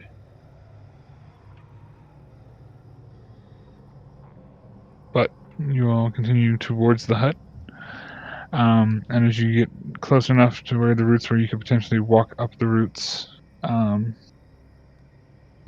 So as you pass by the scarecrows, they don't move or do anything to you, and you were able to be close enough to be able to approach this building, which does seem to settle a little bit as you all approach. The roots begin to form a path almost down to where you all are walking up towards, and the roots and the vines begin to wind into making almost like a natural walkway that leads up towards the frame of a door with 2 iron cages. Oh, looks like we're being welcomed. Indeed. Well, guess you need to do all the talking. We'll see. What are we even talking about other than please be quiet? I suppose it's a general courtesy call. Hi, we notice you. It's okay. We don't need any harm. We're just going to be on our way in the morning. I will call the police and make a noise complaint. Keep doing this. Is that what you say as you walk to the door? No. Listen here, you extra on, mate. Go full Karen. Okay, Karen, calm down. Fucking blue And that's how the coats, campaign white ended at level 13 because of a Karen complaint. Fuck ton of police come out of nowhere and arrest us I all. have children. This was actually just a video game. You're making too much noise. Yeah, I would say Ganor's with you guys. And yeah, as you guys kind of walk up to the door, it is shut. There are a number of windows on the sides of the house that are emitting light, however. But the door itself is shut. Cool. I knock politely. As you knock on the door,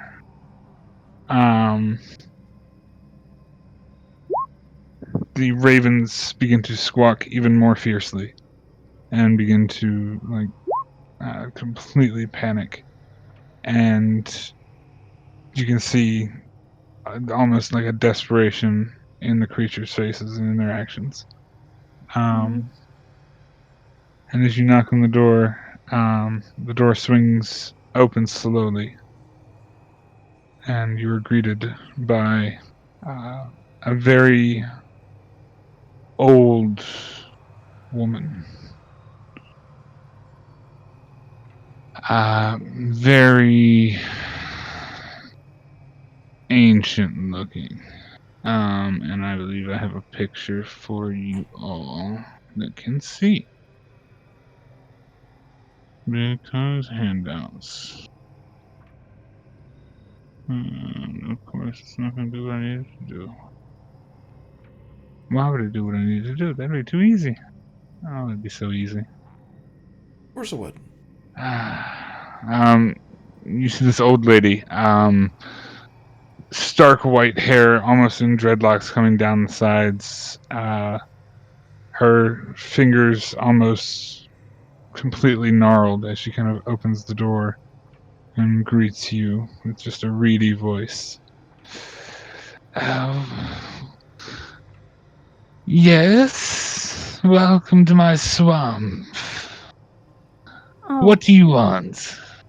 Oh, it's your swamp. Oh, please forgive our intrusion. We were merely passing through, and we thought it would be very rude of us to not come and greet the person whose swamp this is.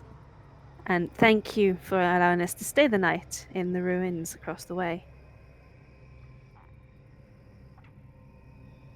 She kind of looks at you, a little befuddled.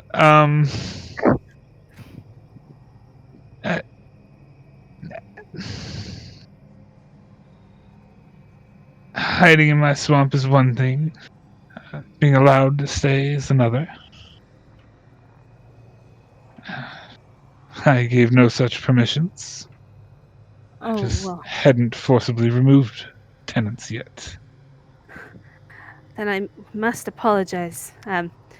My friends are not creatures of the night as much as I might be, so they require somewhere for the evening. I let my fangs show slightly. She's gonna just look and... Why are you... She kind of like Todd's back and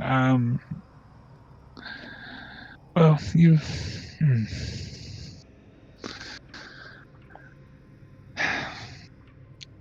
suppose it can't be helped.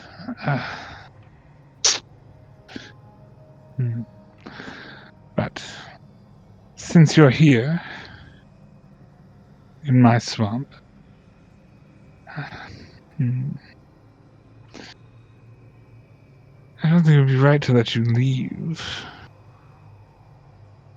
You can see by some of your friends here, and she kind of points to the iron cages. My friends?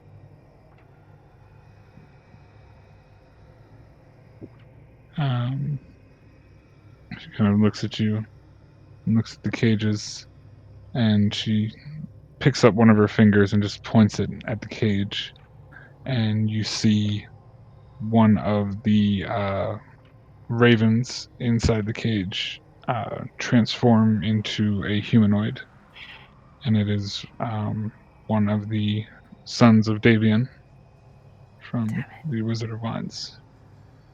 He's just got like a gaunt look on his face as he's completely bloodied and like stuck in this cage, almost now squishing the rest of these ravens in this cage. I am doing my best to keep my expression impassive as if I have no idea what's going on. I need everybody at the door to make a perception check, because at this point, you would see this, just as a heads up. Boom and boom. Ignore the name. It's the name, but ignore the name. For all the funsies. I can see. You can see. Could you not Hey, see? bro. You can see. Uncomfortable. I can That's see. a that one. You can see that is a net one. That's a 12. That's the thing. That's the thing.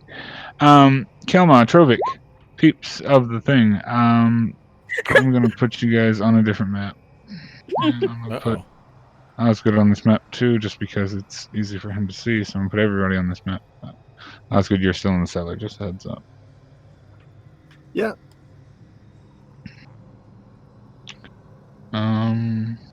A whole new map. Indeed, a teeny map. Teeny map. Oh my god, we went from massive to tiny. I know. Yeah. It's great. I can't see. Oh, I went from seeing the map to not seeing the map. You Blind. can't see the map. Yeah, it showed for a second and then went away. I don't It even showed for a yeah. second. I'll figure it out. We'll find everybody. I Give can me see. a moment. You don't have to worry about me. That's good. I mean, I don't see a Kelmar, so Right, there's no Kelma, which means Yeah, that's the that's why you character we're can't see. missing. That's why Kelma can't see. That's why Osgood can't see, is because Osgood wasn't in the drag either, which means I will put you all in the drag. All the DM stuff. All the DM stuff. There it That's is. a Kelma who needs to be regular sized. All the DM stuff. You're not a drawing either. You're a real boy. I'm a real boy. Itty bitty Osgood. Holy shit. Oh no. massive Oh Osgood. god. Crush the There tree. you go. You're on the map so you can see, but you're not actually there. So that is the thing. So I would say you were probably like in the doorway here-ish, even though there's the giant skull in front of the door that you kind of walked around to get there. And perception checks, who is high. You're kind of focused on talking with her, and the sight of this hag has thrown you off, Branwyn. Trovic, looking in, you notice it's a very strange interior to this room. There's a small bed in the corner, a footlocker chest, a bathtub on the wall, a crib in the center, and a number of cabinets and things like that. It's very tight and cramped in here. And it's just, for everything hags, it's strange. Like, this is a very cramped cottage. It's one floor. You can pretty much see in there pretty well, and anybody else who's kind of looking through the door can see this just generally in there. And she kind of just looks at you all, and she kind of looks back at the crib, and then just kind of like, shush, shush. Damn it, now you've woken him. And just about the time she says that, you can hear the crying of a baby coming from the crib. She kind of reaches in to begin dealing with the child in the crib.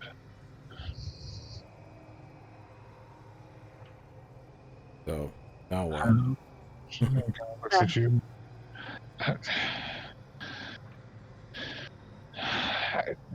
She kind of like stops and looks back. No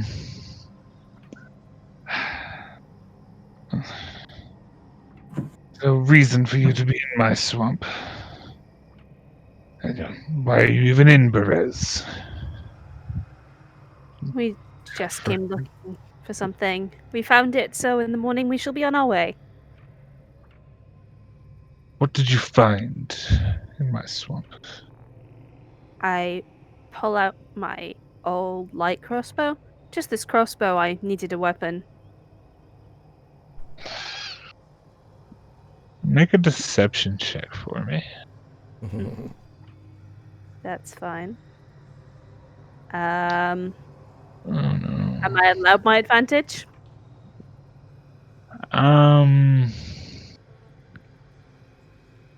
No. Okay. I would say no. Jeez. Perception. There is Let's balance see a in will. thing. There's balance.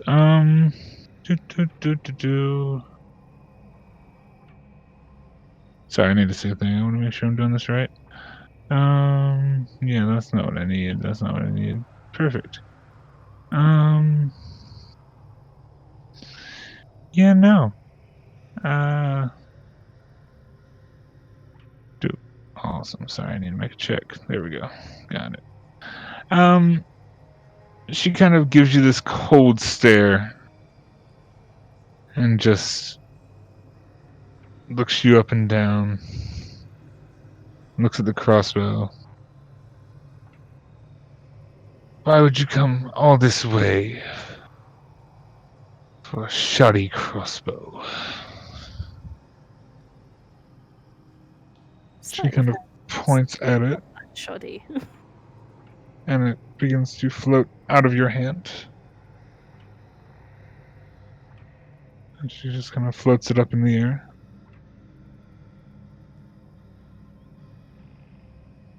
And it kind of floats towards her, and she kind of inspects it and looks around it. Ma'am, that's my emotional support crossbow. You can't just take it. I don't actually say that. It's just a joke. I'm sorry. I was about to say. She kind of just looks at it and then like flies it back to you. It's like, what did you really find in my swamp? And she glares at you. You get the feeling that she knows that that's not what you found. She doesn't know what you found, but it's probably not the regular crossbow that you just showed her.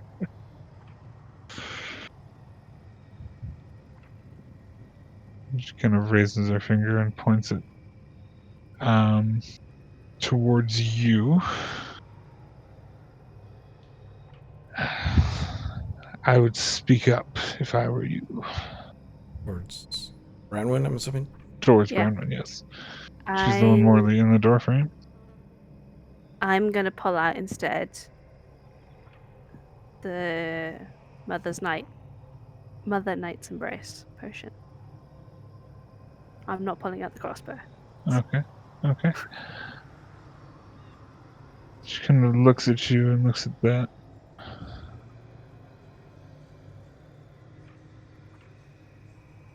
How would you know there was a potion in Perez?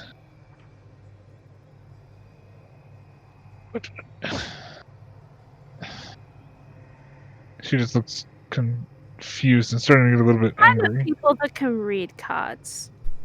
This potion is very useful to my type. And neither of those statements are false. That's true. She kind of looks at you quizzically. She kind of looks at the group, and at this point she's just gonna like step to the door.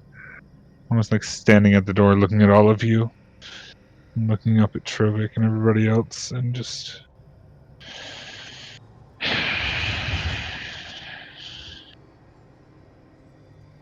I must say, all of you pests in my swamp truly annoy me. You annoyed me when you got here. You annoyed me when you killed my pet snake. You annoyed me when you woke my child.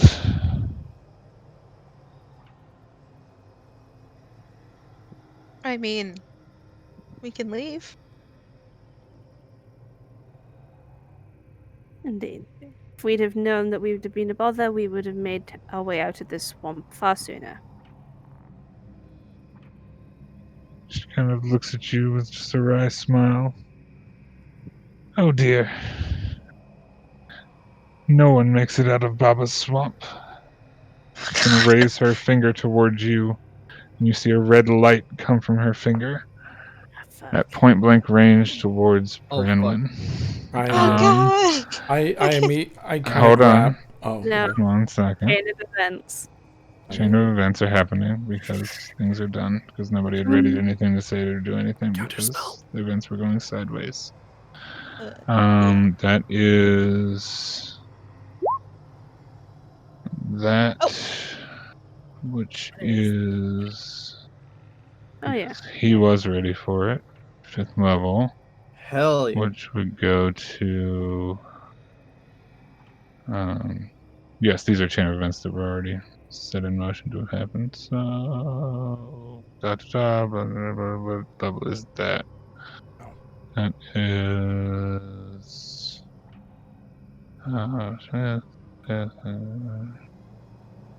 so what is the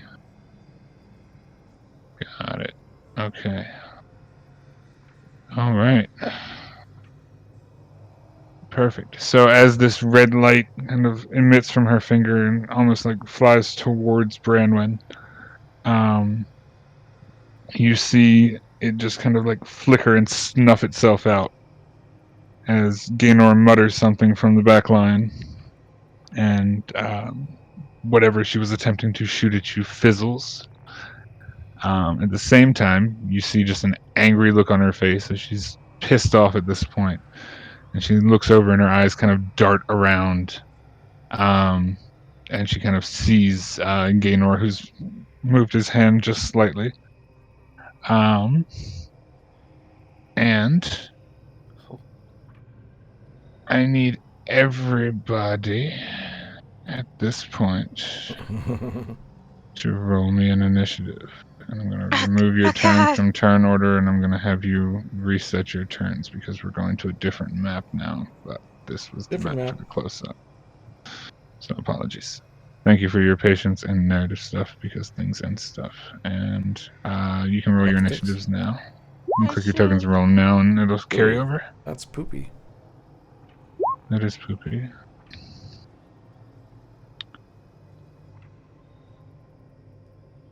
I clicked my token. Damn you. Oh no.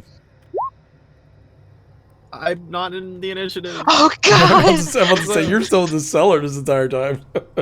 I will need you to roll initiative though for me, Osgood, for the purposes of when we go to the other map. Fine. Because even if, well, I mean, you don't have to. You can evade the entire battle by hiding in the cellar. I'm just giving you the option if you want to jump in battle. You can stay down there with the bells to your heart's content, my guy. I'm not gonna stop you at all. Hiding in the corner thinking about snakes. And that is a. Dang it, man. Okay. Boom, boom, boom, boom, boom. My advantage didn't even help. Garbage. Oh yeah. That is no bueno. I'm confused. What happened? I've missed the thing. Get to think about how I move. Yes.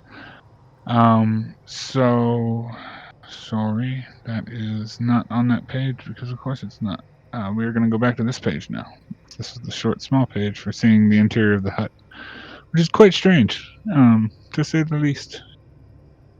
And then back to this map, which is Perez Battlefield.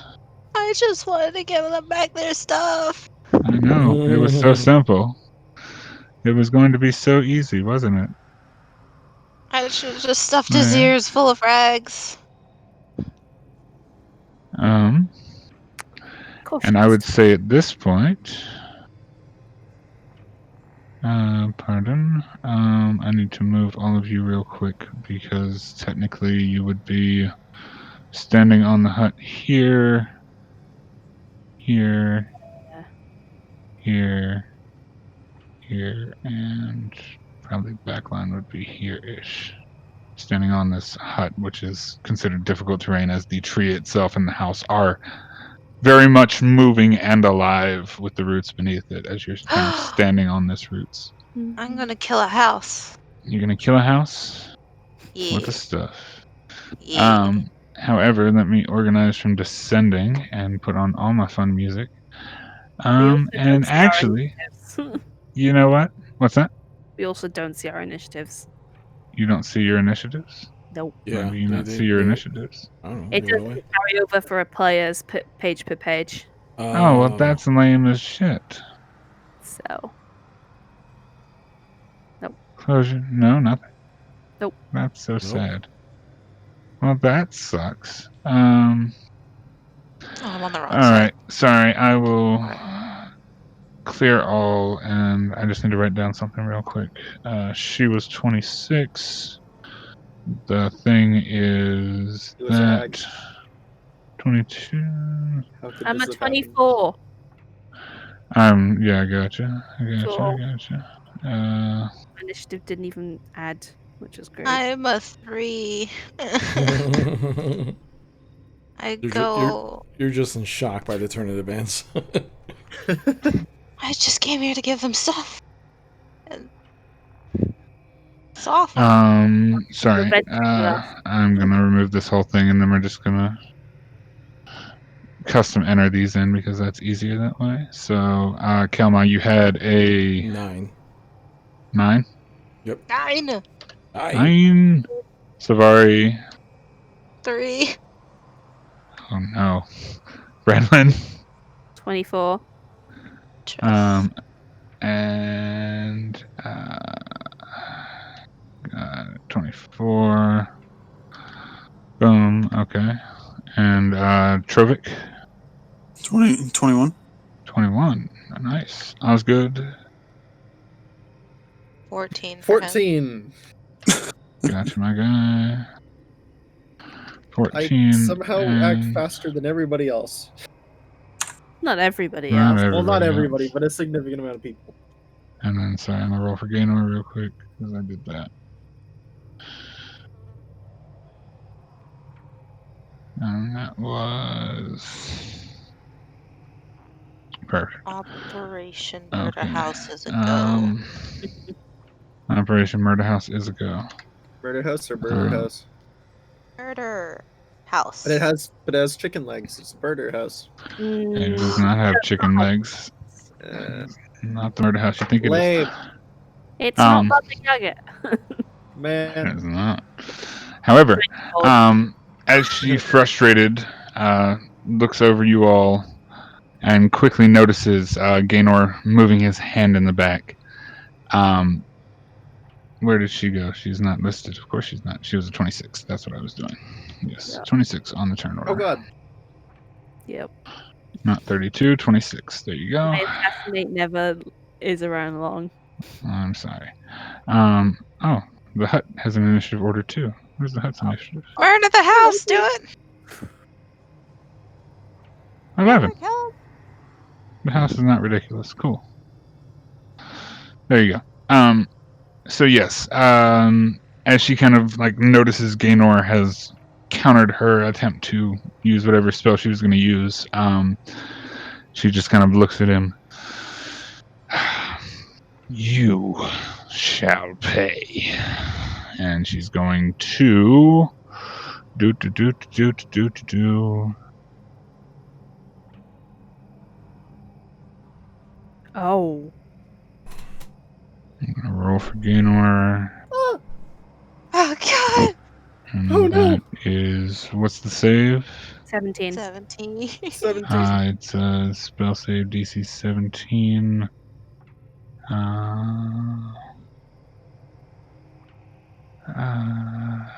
Intelligence saving throw, that's what it is. Got it. Oh god. His intelligence is +1. He rolled a 14. Oh. Oh.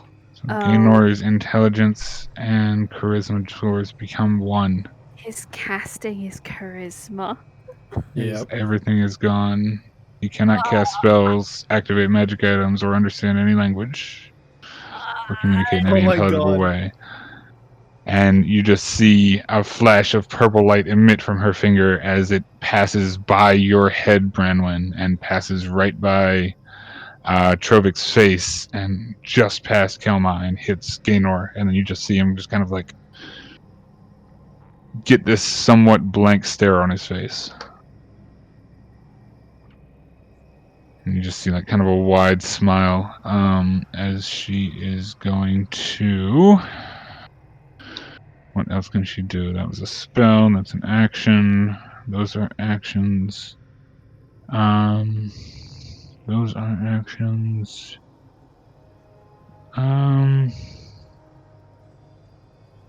Yeah, I think that's all she's got. She is going to. No, she's going to stay where she is inside the house.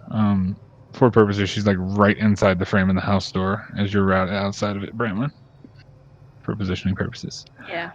As she just kind of like smiles this creepy grin, and the crying from inside the building stops. It's the end of her turn. Branwen, you're up. Okay. I'm actually just noticing that I can't remember whether my braces are an action or a bonus action. As an action, I see it now. This is going to be a fight. So I am hitting my braces together. Yeah. Says you. This is going to be a fight. I should probably do this. There we go. Sorry. Continue. What did you do? Bracers together. So that's my action. I now have a hasted action. Yes. Yes, you do. Yep. I need to make one of these a.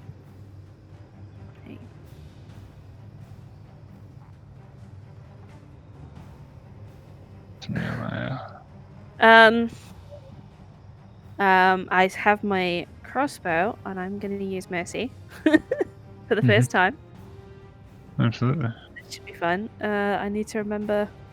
Nice one shot. You hit as soon as piercing.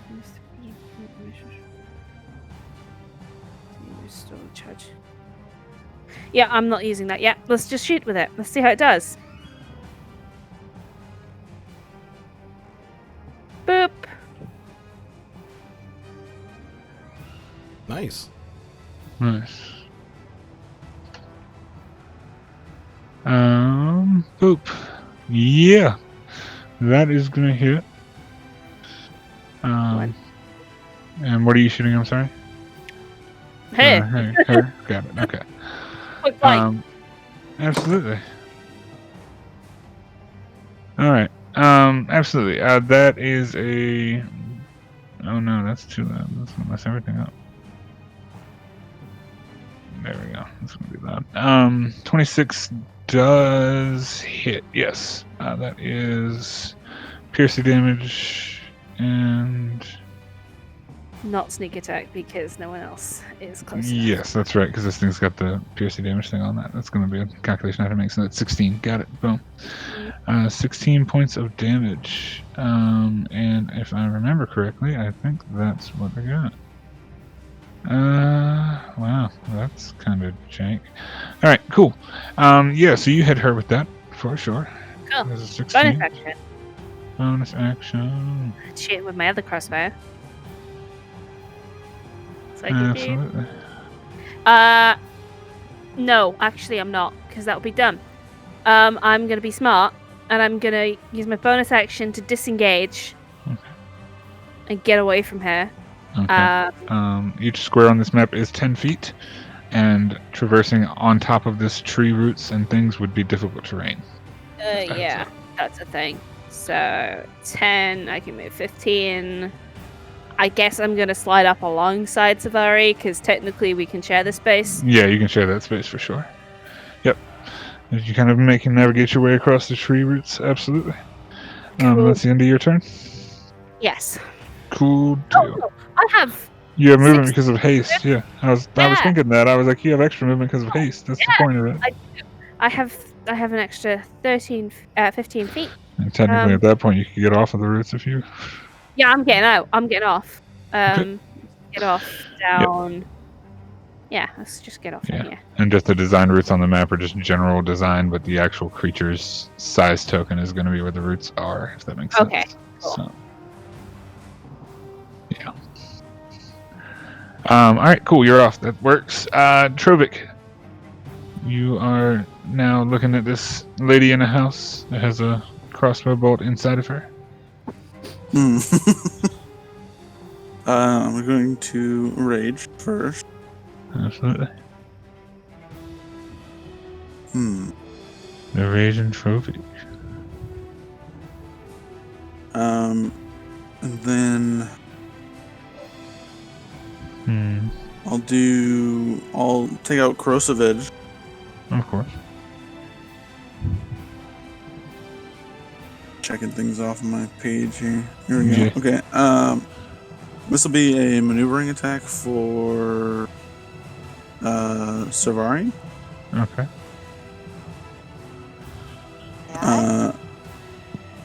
Basically, you can move up to half your movement speed when I make this attack.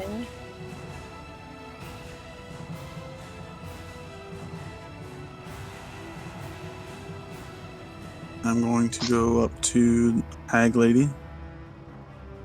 And swing. Absolutely.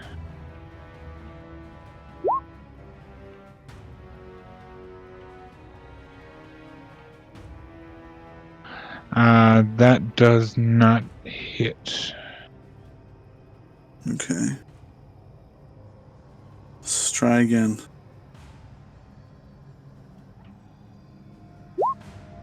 Whoa. Oh, That also does not hit. jeez. Jeez, man. Something about this hag's throwing you off. He's just Jedi mind tricking you into missing these swings. Well.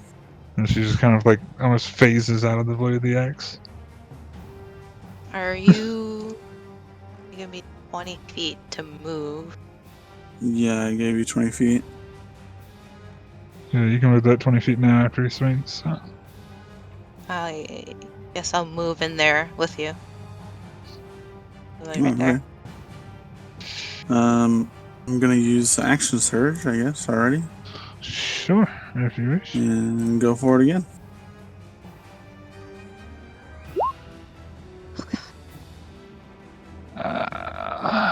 Wait 1 second, I'm sorry. I think that hits. 18, yeah, that just hits. Okay. And that's Radiant.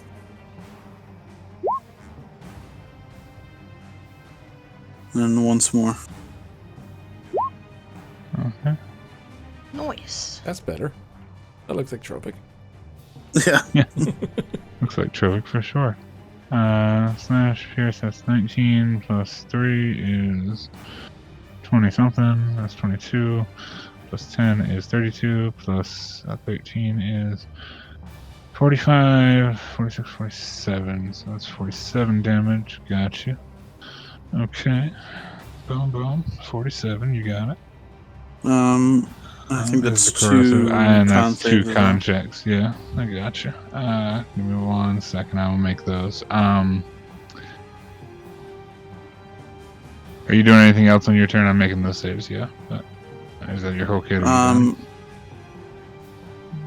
actually gonna do that. She's in the doorway, right? Yeah, she's in the doorway. Am I able to maneuver past or no? Into the building itself. Would be your. Moving through an enemy creature is a little bit tough. I'd say.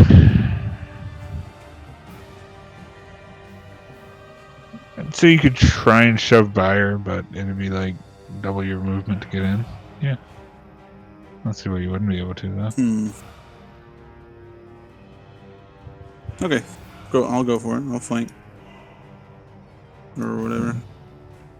Cool, absolutely. You can try and push your way inside the hut. Now behind this hag. Or to the side of her, more or less inside of her hut.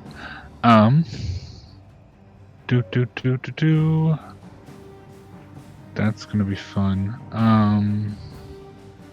Okay, so is that the end of your turn? Perfect. Sorry, I think you're standing on somebody. You are standing on somebody now, which is fine. Oh no, I messed everything up and become death. Don't do that. So some of you notice that there are like piles of sludge and muck in this marsh area. And some of them begin to form into what looks like humanoid shapes. And one pops up right beside you, Savari, right here. Of course And it does. another number of them begin to pop up around the area. They have a movie of this because, of course, they do. They can't move for much. That's cool. 20 feet each. Excellent. So 2 square. Maybe 2 square. So we can go 4 square total because it's dashing right.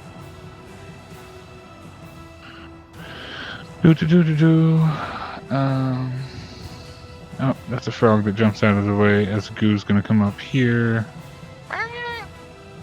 That Goo's gonna go there. Goo's gonna start doing things. The giant skull get an initiative order. Dead. It's way down there. Good job, giant skull. Oh no. What? That is everything. Boom. Telekinesis. So, 1 to Gaynor, 1 to Ranwin, 1 to Savari, and these guys have multi-attack.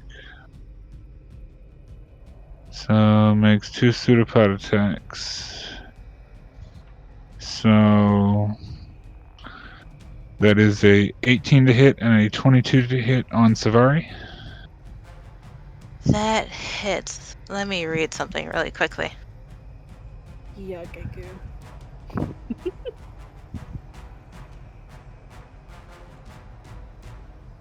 And I'm gonna roll these as well. This is the thing I have. Would it, That's the. would it give me temporary hit point? I don't know. It just says I regain a number of hit points. Oh, I can use my. Oh, I'm gonna use my reaction. Okay. I'm going to use my reaction to use my tattoo, Okay. and I'm going to gain immunity towards necrotic damage. Cool. Oh shit. The pseudopod is so the damage for those. I'm gonna roll the damage for that. There you go. So the first one is 6 bludgeoning damage, and the necrotic damage, which you're immune to. So you Yeah, I'm don't take immune that to one attack. the bludgeoning as well, unless its hits are magical. Even when you're not raging. When I'm a werewolf. Oh, where you're a werewolf, you're right. Is its attacks magical? That's a good question. Pseudopod, Probably come not. here. Come here, Goo.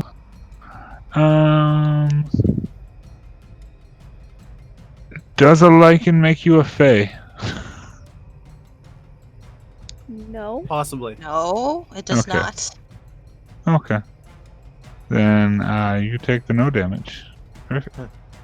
I throw my middle so- finger up. Fuck you. Yes, you take the no damage from that. Brenwin, the second set of pseudopods would be the 20-25. Do Yep. 20 and 25 hit. So I'm going to Yep. roll damage for these. I'm gonna use my uncanny dodge on one of these. Probably Okay. that first one. Yep, Okay. that first one. Okay, dope. So Cool. you manage to dodge and do all that. Yeah, I take half damage on the first one, basically. Yep, so that 13 and 3, you take half damage on that, and then the 10-4, you take the straight. Oh wait, I'm gonna not use my reaction. Not use reaction. I forgot that I just have like normal resistance to necrotic. And then, sorry, one more attack set because pseudopods, because it's taking way too long. Pseudopod! Do it, pod man!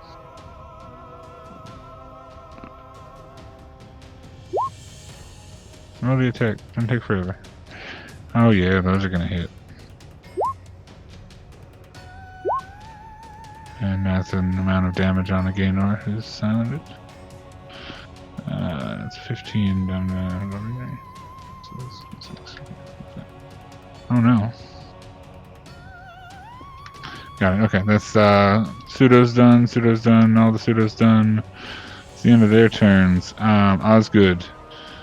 You are chilling. I climb up the ladder at this point because it's taken a while and Yeah, I it's don't know taken a what the hell minute. is going on.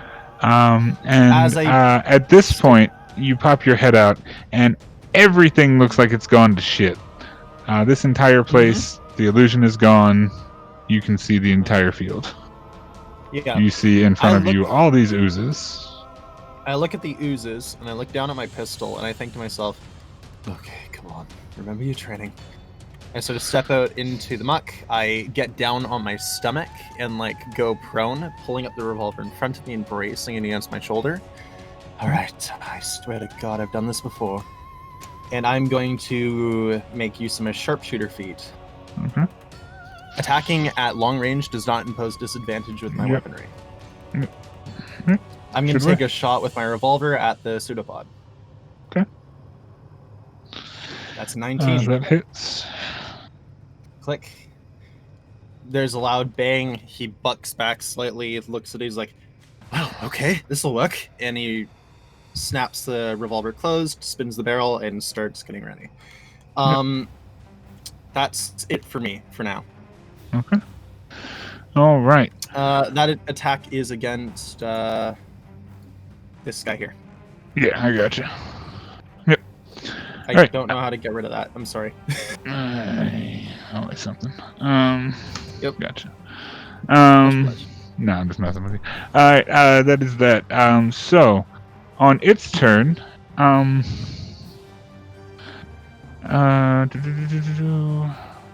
what is that spell? I feel like that's a spell we need. Let's see. How many pieces of thing is it? Medium counts as 2 objects. Perfect. So as you're inside the house, Trovik, you see a number of drawers in the house begin to shake and rattle and swing open. And you see a number of bits of cutlery fly out of the drawers. And begin to fly in your direction. And there are 8 animate object attacks with a +8 to hit. Coming to you, Mr. the con save? Which con save? Oh, the poison save, I'm sorry. Poison save, con save, yes. Let me make save. Sorry, I apologize. That had blanked on me. I will fix that right now. Not the hut, the lady. Con saves. Sorry about that. Thank you for reminding me, sir. I'm so sorry. I had 1,000 things going on. That is a 25 on the first save and a 16 on the second save. Well, darn. Yes. Sorry. So she is not poisoned, I don't believe. However, a number of things in the drawers fly out and begin to float in the air and fly towards you, and a lot of the silverware in the house is coming to attack you, and that is 8 attack rolls. Oh, no. I need to not do that there. The first 5, adding 8 to hit to all these, that's a 19, 2 12s, a 26, and a 14. So I think 2 of those hit you, right? Anything above a 15 or a 15 or higher. Yeah. So 2 of those hit. Yeah. Yep. And that is... What the hell is the damage for those? Oh. That is a lot of d4s. So that's... 2 hit, 2 d4s, and then I need to roll another 3 because there are 3 more attacks coming. Sorry. Oh, that's only 2 points of damage. And yeah, that's a net 20, 26, and yeah, so those 3 would all hit. So that's 3 more d4s. And that's, of course it is. So that's 8 points because that's the multiplied. 9, 10, 11, 12, 13, 16, 17, 18, 19 points of damage. I need you to make 5 Constitution save, or 5 Berserk saves for me, if you will, my friend. And the knives are floating around the interior of the hut. As you can see, bits of the hut are starting to almost like grow teeth. on the Is interior. this an attack from a creature? This is the attack from the hut, yes. Okay. I'm going to use a reaction on one of those that Absolutely. Yes, sir. missed. Failed You that, but certainly I'm going to still use I know what? Fuck it. I'll use my fanatical. Absolutely. Okay. How many more did you want? It's Just 5 in five total, total? so if one of them would have That's missed, then it's 2. 4. Yeah. Oh, yeah. There it is. There it is. Mm-hmm. Yep. Okay. So, yeah. And then my reaction was Yeah, you would get the reaction off of one of the first ones that missed before the fail. So, yeah. okay. What's your I'm just gonna reaction? swing at the hut, I guess. Yeah, I mean, just in general to the house itself, which is very much alive. And even when you're standing in here in the heat of battle, you can just hear almost like a pulsing, almost like a heartbeat. Disgusting. Yeah, that definitely hits. That is 16 slashing and poison and rage, and roll your radiant for me. Doesn't count. But what? How much damage did I take? Your radiant doesn't. Oh, that's right, because it's the one turn. Sorry, that is 4, 5, 6, 7, 8, 9, 10, 11, 12, 13, 14, 15. Because that's 8, 9, 10, and 5 for the one. Yeah, 15 points of piercing damage from these tiny little bits of cutlery that are now flying around the interior of this hut. Did you already cut that in half, or? That's not cut in half, no. Okay. So yeah, so if you're raging, that's 7. Yeah, sorry. Okay. All right. And then yeah. Boop, doop, doop. And you hit, and that does that, and that's 19 plus 3 is 22. Okay, cool. So you lose 22 health because things and magic weapons are fun. And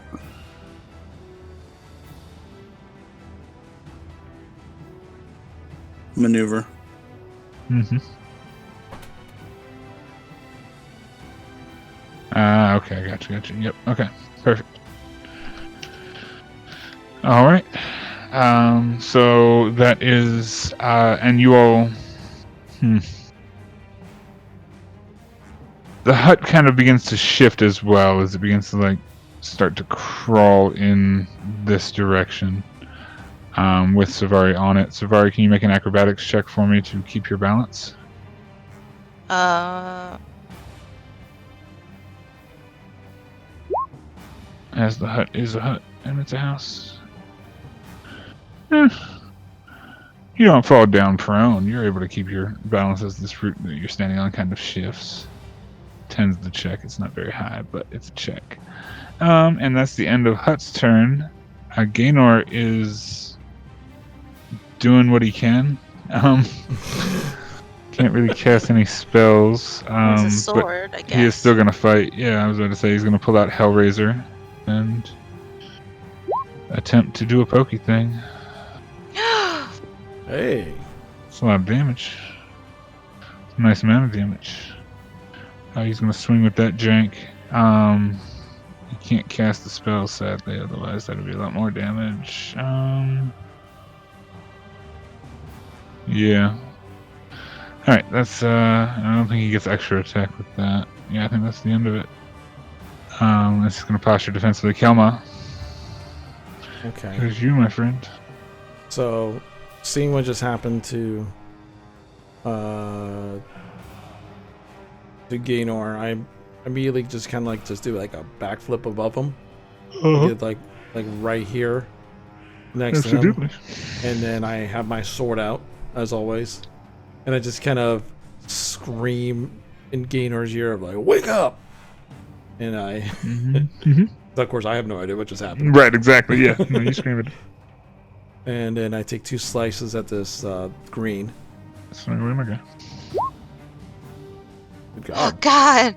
That's a Oh, Holy Lord, that's a shit. block. Holy shit. Alright, so that's a crit. So that is 6, that's 12, plus 7 is 19, plus 14 is 33, right? 33. Yeah. And then, so yes, 33 damage. Nice. Very nice. To that guy. Boom. Slam. Is he still alive or? You split it in half, and it seems to fall into a puddle and almost like recoagulate back up. Okay. It is still alive, yes. Oh, it's still alive. Okay. Then I just take another slice at it. Absolutely. You certainly can. Oh God. Yeah. So that is 8 points of damage. And he's not undead or anything, right? I'm sorry. Shit. What was the radiant for undead for the first one? For first one, radiant for undead, one-handed was 6. So it's 8 plus 6, that's 14. Okay, I got that. Cool. Just want to make sure I'm doing that right. Boom, boom, boom. Okay, cool. So yep, got it. Okay, cool. Yeah, so as you swing through, you cleave into it again, and it just kind of like droops back down into what essentially is a puddle, now just sitting on the ground. You're not quite sure if it's defeated or not, but it is not like standing up humanoid form like it was. It is now just like a pool of green liquid on the ground. Okay. Then I just immediately turn around because I'm just thinking. I have no idea what's going on. But I just no, for sure. I immediately turn around to yellow, Mhm. and then I just immediately do a jump kick at his face. I'm doing a key point for flurry of blows. Flurry of blows. Yep. Yep. I do a jump kick at yellow's face real quick.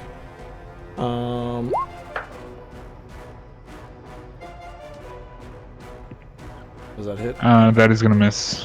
Okay. And then I just do a spin kick right towards his head. Spin kick toward the head of the goo. That will hit, yes. As you spin kick toward the head, do 12 bludgeoning damage.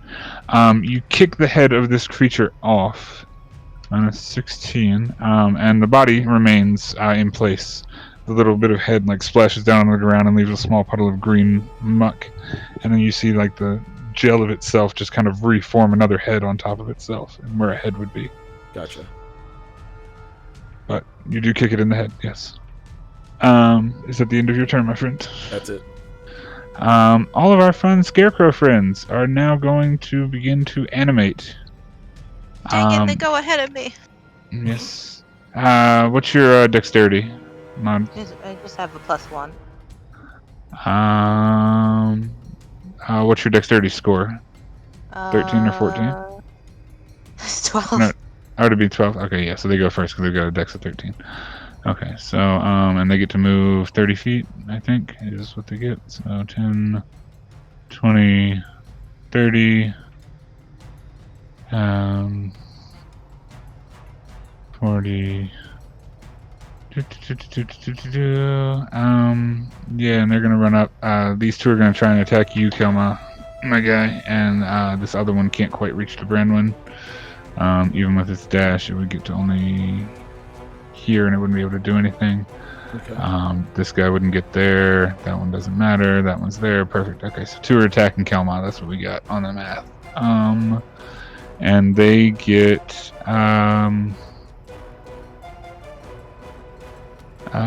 claw attack. Do a claw. It's a 19 hit for 4 slashing. I deflect it. Deflect it, absolutely. And Deflect that is a 14, absolutely. Alright.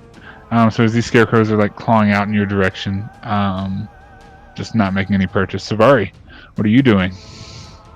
As you manage to keep your balance and you have blobs and goos and oozes all around. Oh God, she's still near me, right? Yeah, so you're essentially on the outside of the door frame area. She's like in the door frame, and Trovik has pushed his way past into the room. But he is on the back side of her. Yeah, so Provik's in the room with the hag. You're on the outside. Yep. Alright, I'm going to rage. Absolutely. And oh God. I have pack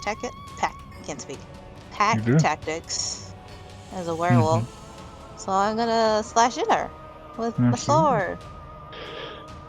You certainly can. That's oh God.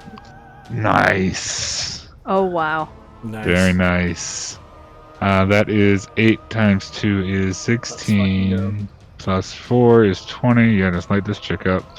It's 20, 24.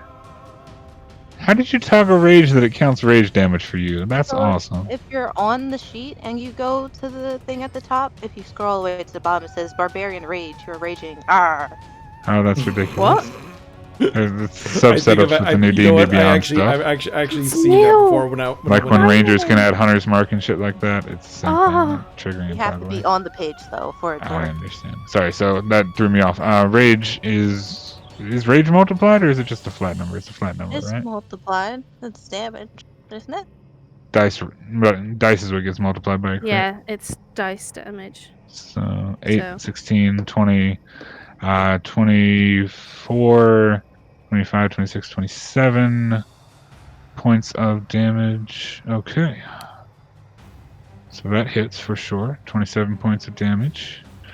As you pull out Lightning Surge and swing through. And I'm gonna swing again. Absolutely. Eh. That is also going to hit. That is a nice chunk of slashy damage. That's a 12 plus 2 plus 3 is... Wow, it actually does all my math for me. I'm kind of loving this. Yeah, nice. So 17 points of slashy damage on that one. Shit. Very nice. I'm gonna roar in her face. Roaring in the face of the Baba. It's commendable. Probably foolish, but commendable. Well, not Yeah. the Baba, the slime. No. Oh, No, she's she's swinging at the Baba. Yeah, she's Yeah. standing in the doorway attacking. Oh, okay. Yeah. She critted Baba. Oh, okay. Good. She's doing work. But is that the end of your turn? Are you doing anything else? Nope. Cool. What can this do? What does this button do? Click. It blows up. I'm very curious what this thing does. Why is it so there? Make it go away. Is going to fly and begin to hover about 20 feet in the air up here. Make it fly. Actually 25 feet in the air up, so I'm going to write a 25 tag for it, so I know that it's 25 feet up in the air. As it flies off of the ground, and at first it's like skull facing downwards, like normal, like an actual skull would be, but as it begins to float and fly, it flips upside down and spins upwards as it flies into the air. That is the end of Skull's turn, and we are back at the top of the order. I'm sorry, guys. Do you guys want to take a break, or do you want to do this out? I know we're in the middle of stuff, but I don't want to take away a break. We could do a quick break since it's We going can to do like a 5-minute just for bios, because this is going to probably last the rest of the session. I don't want. Yeah, 5-minute bio. Would, All right. you know, cool. even a I'm 10-minute sorry bio to. would be right. I was going to do it right beforehand, but it's like we got right to it. I'm like, okay. All right. So yeah, we'll take a 5-minute break, and we'll come right back. We're at the top right. of the turn order. Sure, sounds good. Sorry. All right, guys. Stay in the thing in the chat. We're going to take a quick 5-minute bio break and then just right back to the top of the order because this fight's going to last a while. So we'll be back in 5.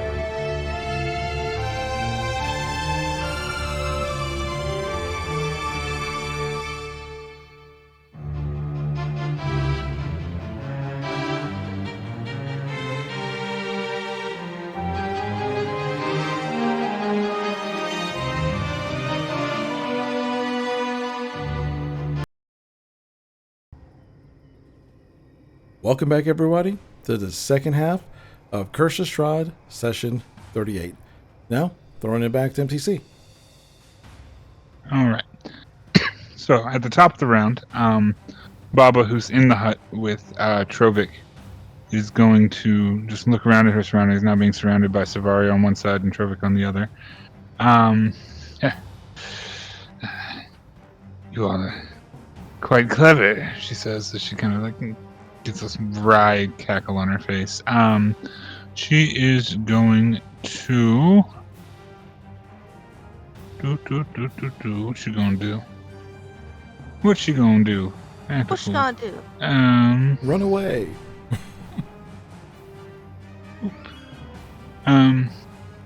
Perfect. So, you watch as she kind of smiles and like waves her hand and mutters an incantation, and then she disappears from in front of you, Trovik and Savari. Oh. And outside of the hut. Oh man! Well, we had Mage Slayer. I know, right? I can. You see a Turn off puff of invisibility. smoke come from above you all, those of you who are outside, and I guess Savari, you would hear like just something heavy kind of sink into whatever's flying above you. And you look up, and inside of this bone skull that's now upside down sits Baba Yaga. She has her hands raised and a wide smile on her face. That's better.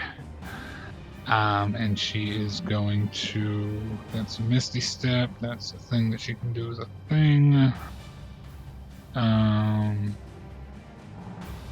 Legendary. That. Oh. God.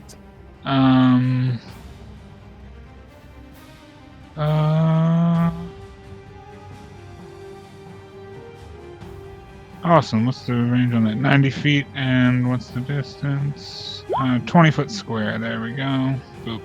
Why am I asking that? I've drawn all these things. I've done all the things. She is going to cast this, and this is a smaller square because we are in small map.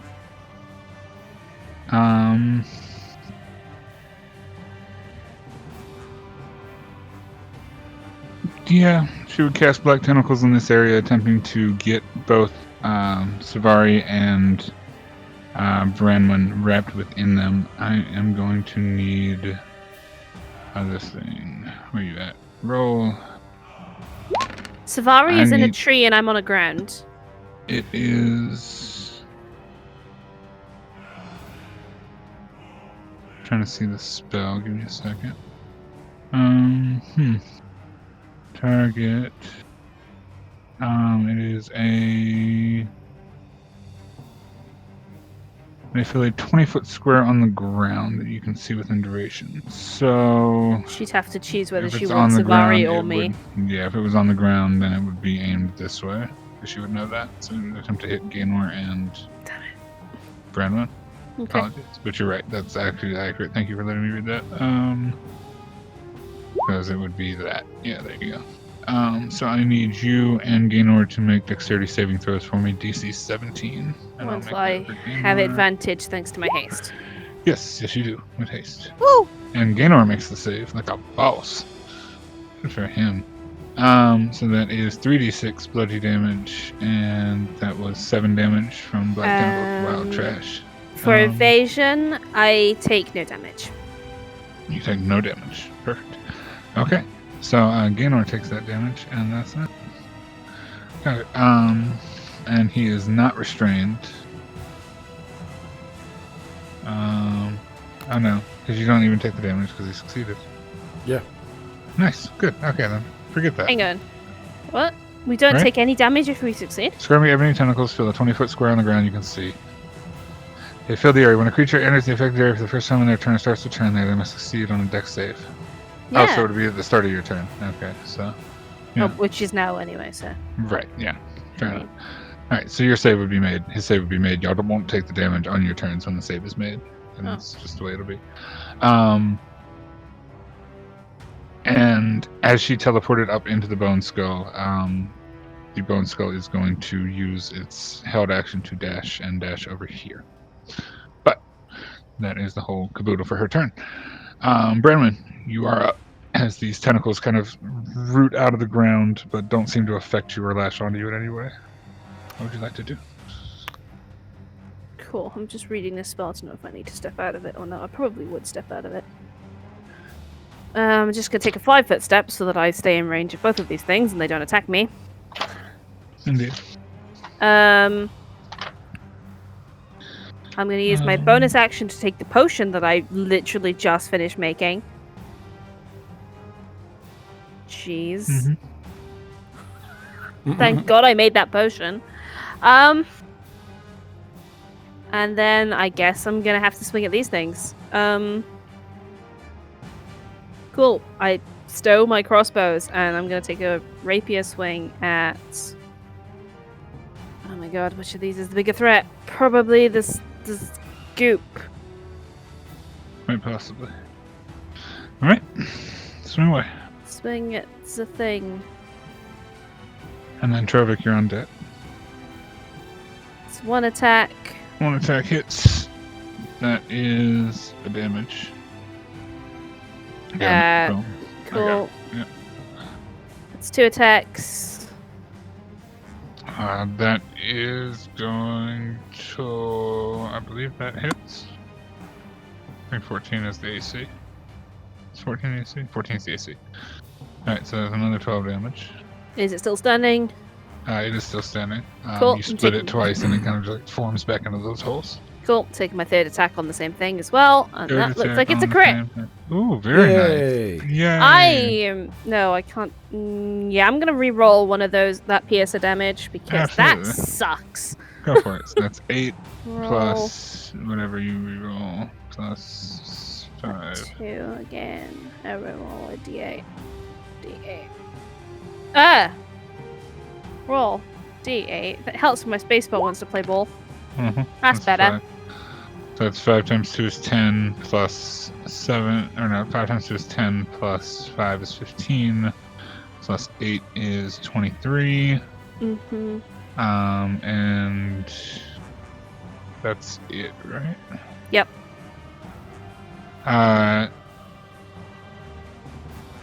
Is that rolling the extra d8 too? Oh, no, I'm sorry, that's the sword. Yeah, Never mind. piercing Different crit. thing, sorry. Right, Yeah, right. so I got you. Piercing threw me off. All right, cool. Got it. All right. Yeah, that does some damage. Number of damages. That's a lot. That's okay. It is still up, but it is not. It's still for me. It seems to be regenerating less and less. But you do notice that it is like when you slash off bits of it and cut off bits of it, it is dropping little bits of green puddle down on the ground. Oh, I see. Okay. That's my 10. I can't do anything else. All right. Trovik, you are inside the hut, and a number of bits of cutlery are flying around you, and you are berserked. The closest things to you would probably be the hut itself. Trovik's gonna spend the entire game beating up the hut. It's either the hut or Savari, and I don't know what you would technically see as a threat, technically. Well, I mean the cutlery attacked you, but I feel like the cutlery is cutlery unless you're swinging at silver. It's up to you. I would say the house is technically physically closer as far as the terms of Berserk are concerned. Right. Okay. But if you want to take off that dream rage, then you can certainly search. I'm sorry. So bonus action is a bonus action. It'll be a or an action.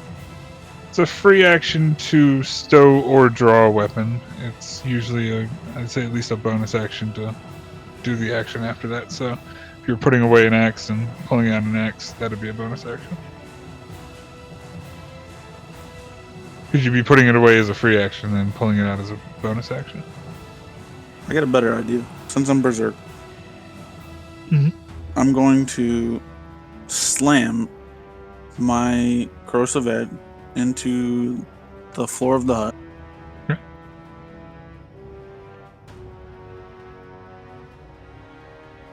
Jesus, sir. My poor So hut. many crits today. So many My crits. poor Great. hut. Look at that maximum damage for Oh, those. my poor hut. Jeez. Your math is wonky. I don't know how to add this properly. It's rolled a lot of shit. 20, 8, No. 28. No, because My you brain multiply the hurts. stuff that's in parentheses. That's why my brain hurts. Oh, So So the D12 would be an 8. It would be a 2 because you reroll 1, so the damage for that is 10. So that slashing damage is 2 times 2 is 4, plus 8 is 12, plus poison damage, which rerolls once to get a 4. So that's 12 plus 8 is 20, plus that's it. So that's 20 damage. plus the slashing crit. Radiant crit. Right, the slashing crit is 2 times 2. No. Or 2 Oh plus yeah, 2. no. Plus his brutal critical. Sorry. Right, brutal critical, thank you. That's the Yes, one. that's I knew 12, there was so one of those other ones. You're right, so that's 24. 32. Fuck math. This is why you don't drop out of school, kids. 32. 32. That's the radiant. Fuck me, that's 40. That's. Plus his rage. oh yeah, it should toggle that. 54, and then 56, and then yeah, so that's 60 points of damage to a house. Jesus. I think that's about the number. And as you hack through the floorboards of this house with this first swing, as you pull the axe back, No, it's staying in there. oh, you're staying in there. Okay, fair enough. And you don't see what I was about to say. Continue. What else would you like to do? I'd like to pull out Hugh. Okay. Oh my god. Oh, while you're on your page, when you get a chance, go What's where the icon is. Scroll all the way down, and you should see the rage thing. I don't. I think. Are you talking about click on the D&D Beyond? Not the D&D Beyond 20 app button. Yeah. Be all the way at the bottom. Yeah, if you go into, if you click the extension. Oh, on the DnDBeyond extension? Yeah. Yeah. Scroll down to the very bottom. You'll see Barbarian Rage. You're raging, arg. Okay, I've done so. And here comes the second attack, I guess. Absolutely. With the hue. That is going to hit. And roll the extra damage for me. Which is whatever that button is. 78, I think. Something like Jesus. that. It's on, if you click the weapon and pull it up, it'll actually like show you the button to roll it. So there you go. Oh god. Jeez. Wow. If this house doesn't die. So that is 18 plus Savari needs to get out of there real quick. Yeah. plus. That's I'm not made of 23. wood though, so. You need to get out of there real quick. The Divine Fury was on the first attack, so that doesn't count. So Yes. it's 23 and 14, 26 damage, plus 29 damage is 45 damage. Okay. So as you swing through with Hugh, the axe itself, as it like slams into the wood, just begins to like glow slightly green. And as you pull it back, you've cleaved out a massive chunk of this wood. The bit that you've stuck your first axe into, it's wedged in solid. The second bit that you've cleaved through and pulled back from. Savari, you can see in the room as Trovik is kind of losing his shit as he's attacking this house that has shit flying all at him. And you see a red light emanate from beneath the floor. Coming through the cracks where his axe has swung through and made a sizable hole. And Trovik, you would see it too, but you're raging. So that's the attack with you. That's your second attack. Before I end my turn, Yes, and your bonus to switch weapon. yeah, Savari might see this. Black sulfurous smoke starts to Oh god, no! pour out of my mouth. Mm-hmm. and I use the gift of Syriac. Is that it? What it is? Gift of Syriac. Yep. Yeah. And what does that do? It summons Ooh, 2 hellhounds. it does indeed. Really hates this house, you guys. He really hates his house. As you summon your 2 hellhounds, yes, sir. The feng shui is totally off. This interior design is awful. Hell House, where's the monster? Hellhound, where's the monster? There, he doesn't exist. Why doesn't he exist? Ah, He definitely does, though. That's a shame. Oh well, we'll figure it out. I got you. Hellhounds. Where would you like them to appear? Probably just outside the hut, near Barovia, probably.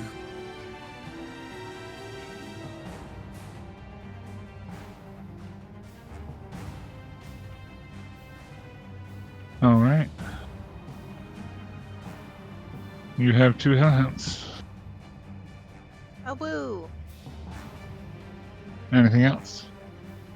That is all. Alrighty. It is now all the Goopy's turn. Goop. Goop. Goop. Goop. That frog kind of sus, though. And Frog super sus though. Goop. Goop. Goop. Alright, so that is gonna be 3 attacks against the Kelma with advantage. Because all these goops are gonna get an attack. And because of goop tactics. That is 2 attacks against Scoop tactics, man. That is 2 attacks against Branwyn, both with advantage. No, they're not really flanking, so regular attacks.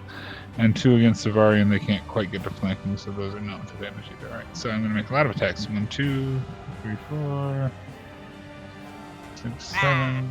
A lot of attacks plus a lot of attacks. This is going to suck.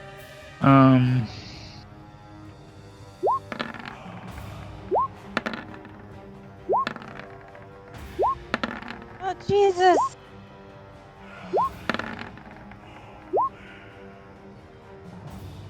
Alright, so this first me? ones are going to be the ones against advantage for Kelma. So that's first one is 25 to hit Kelma, second one is a 23 to hit, and the third one is a 23 to hit. That is the first set of attacks. So that's 3 hits. They all have multi-attacks, so the next 3 are also coming to you. So Okay. 23, a 25, and a 24. So that's 3 more hits, so that's 6 hits on you, right? Yeah. The next ones are the 2 against Branwyn, not with advantage. So that's 12 and 12.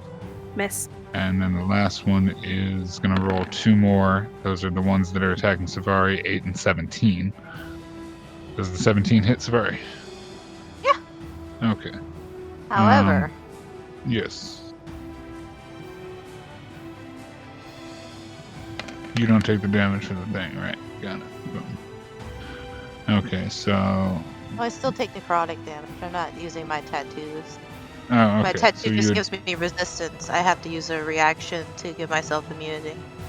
Alright, so you would take the 5 necrotic damage. Now damage for Branwyn. Branwyn got missed altogether. Nope, no missed. damage for Branwyn.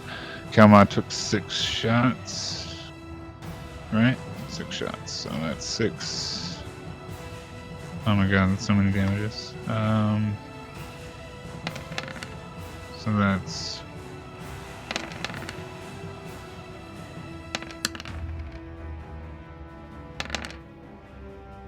And that makes 6. So that's 14.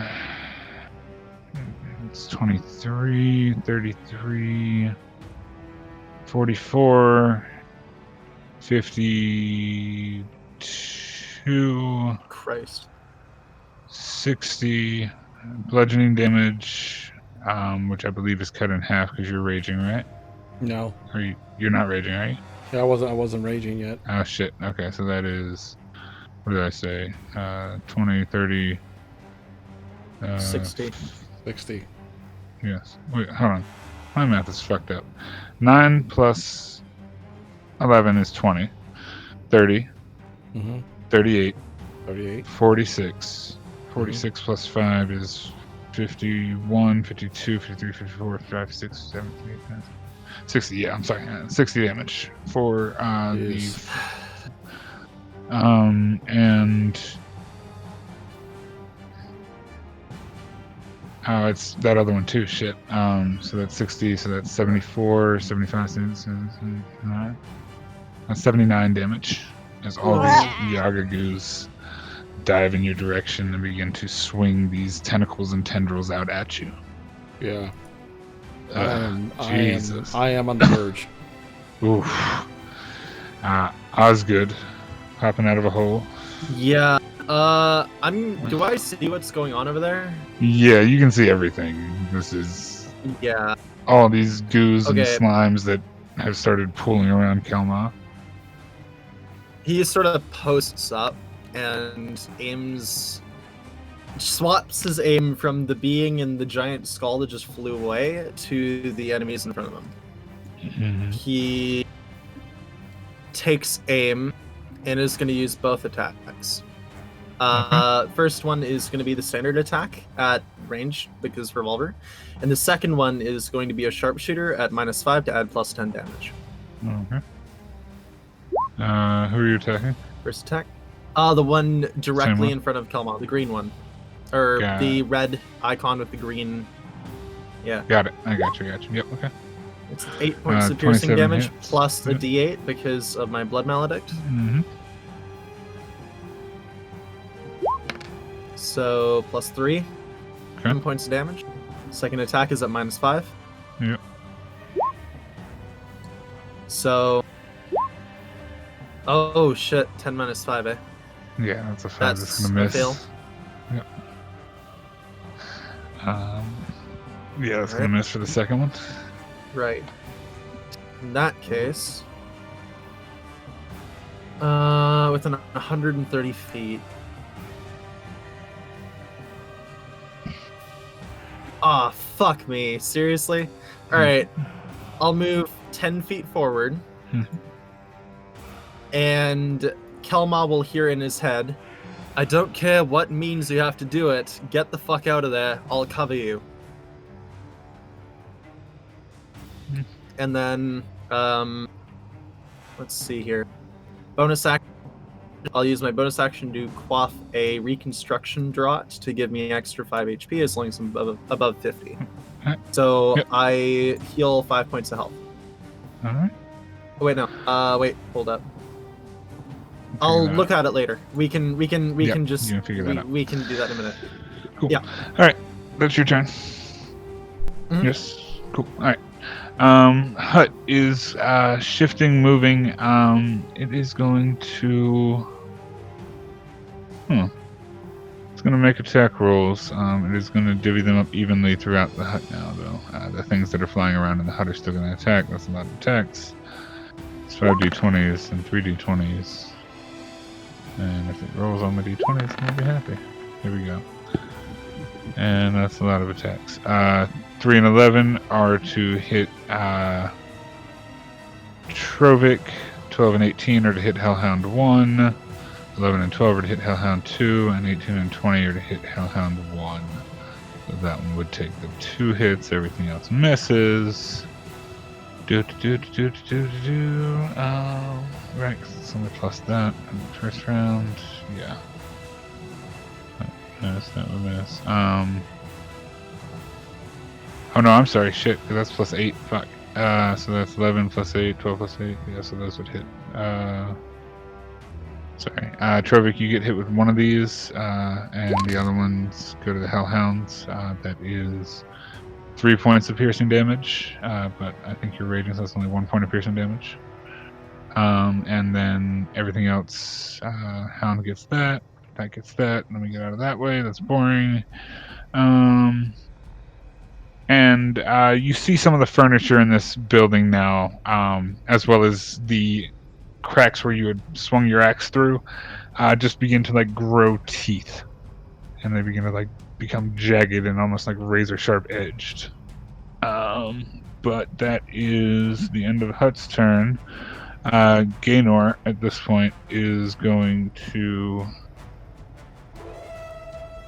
step to here. He's gonna make a save for that thing. Oh, he made it. So the thing for Well, last turn. this one here is kind of like, still a puddle, right? What's that? That one is a puddle, yeah. So he will be able to get away from that. But yeah, stepping around the puddle, he's going to go here and swing at this guy. It is a massive green puddle of greeniness, and it doesn't look happy. And that would make sense. And we're going to do that, and we're going to do that, and we're going to do Hellraiser, because why not? Poke.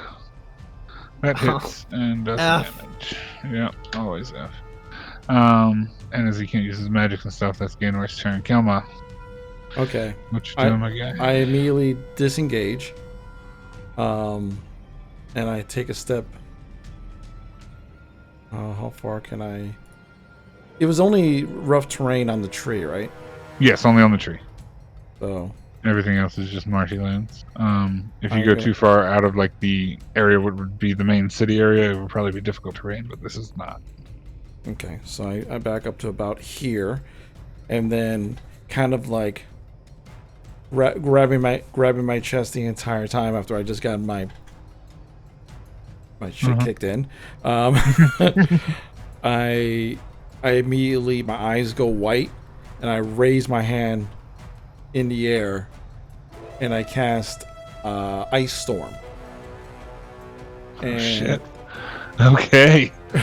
Big boy spells. Okay, yeah. Ice Storm it is. You got it, buddy. I can do that for you. What is the radius on Ice Storm?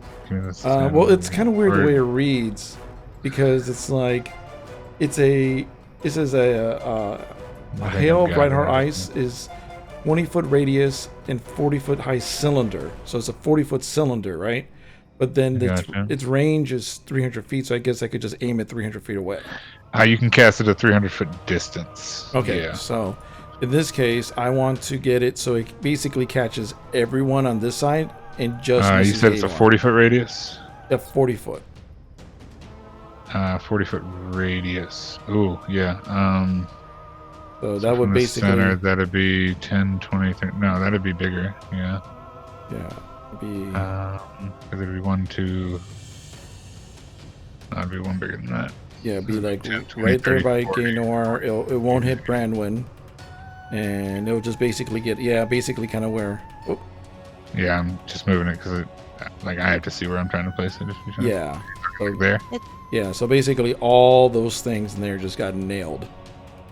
Well, it says 20 feet radius and it says 40 feet high, so I think it's just 40 high? Tall as, yeah. Hold on. Read the thing for me. 20-foot radius. I see 20-foot radius. 20-foot radius, 40-foot cylinder, so it's 40 high, 20 wide. 1, 2, 3, 4. So that's as wide as it would be. So basically everything there. Okay. Yeah, I mean, by these numbered squares wise, you could get everything that's there. If that makes sense. Yeah, that makes sense. It's fine. Cool. I'm just trying to get as many people in that group as possible. Yeah, no, I understand where you're going with it. Okay, alright, so that's that. And I will move that now for my vision's sake, because that's going to be a thing. Ice Storm. Yes. Do you have a button where you can click to cast Ice Storm? Yeah, hold on.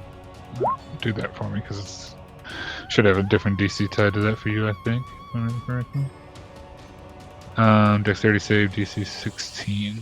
Perfect. A hail rocks. Blah blah blah. If they do a dexterity save, takes 2d8 damage and then another 46. Hold down. I guess it average. Yeah.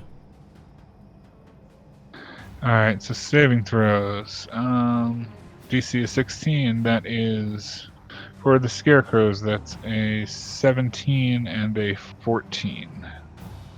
And so the save is a 16. Dex save 16. Yeah, so one saves, one fails.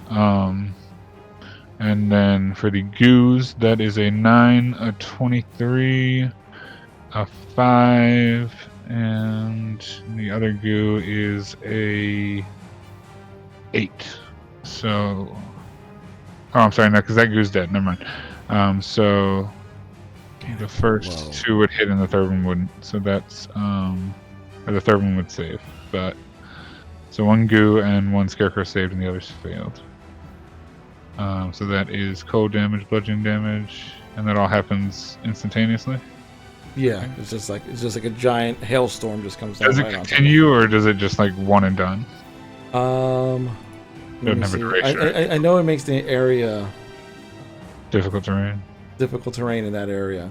I got you. So 20 damage there. Got it. Okay, cool. So this scarecrow right by Gaynor that he was attacking is downed.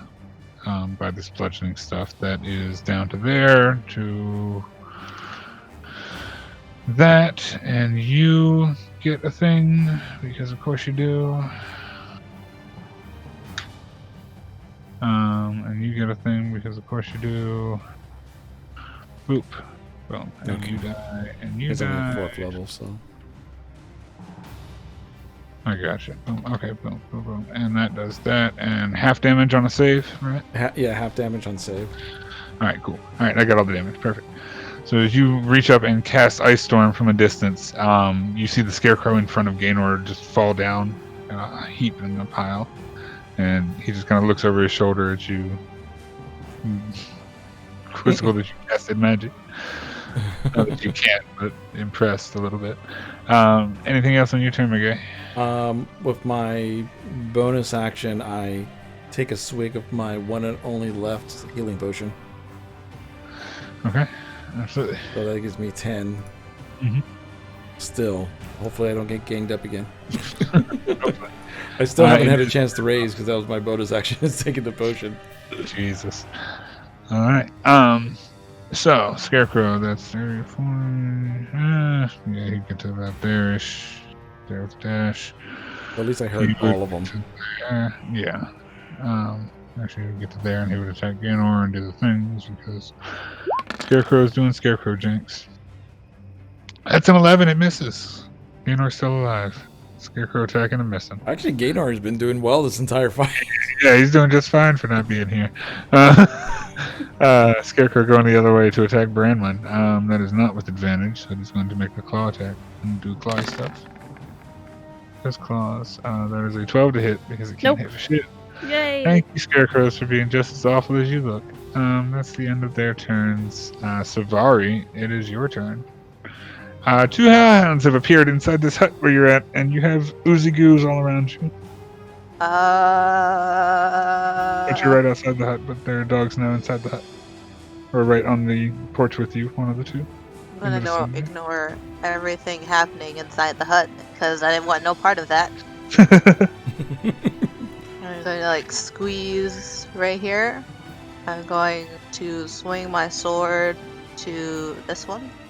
Okay. Swing it away. And would Branwyn be in vicinity of this to have pack tactics? I'm on the ground. He's on the ground, y'all are on a route, so I would say no. Because you're probably about 5 or 6 feet up. Because I would say if the spell wouldn't hit in the same region, wouldn't be Aye. But that does hit. Yes, it does. Any damage, rage damage, all the damage, perfect. 18, nice. Is it alive? It is alive. Smack it again. Smack it. Teach it who's boss. It's me. That's 18. Yeah, that does 18. Nice. Perfect. It is still alive. It does do a little bit of splution. And you do notice that some of the green goop has also spilled off. At this point, a good bit of the terrain around your feet is starting to become this green goop. Amazing. I'm done. That's it. That's all I can do. Cool. Alright. Savari, that's the end of your turn. Giant Skull is going to fly and go over here. Get away. Skull, come here.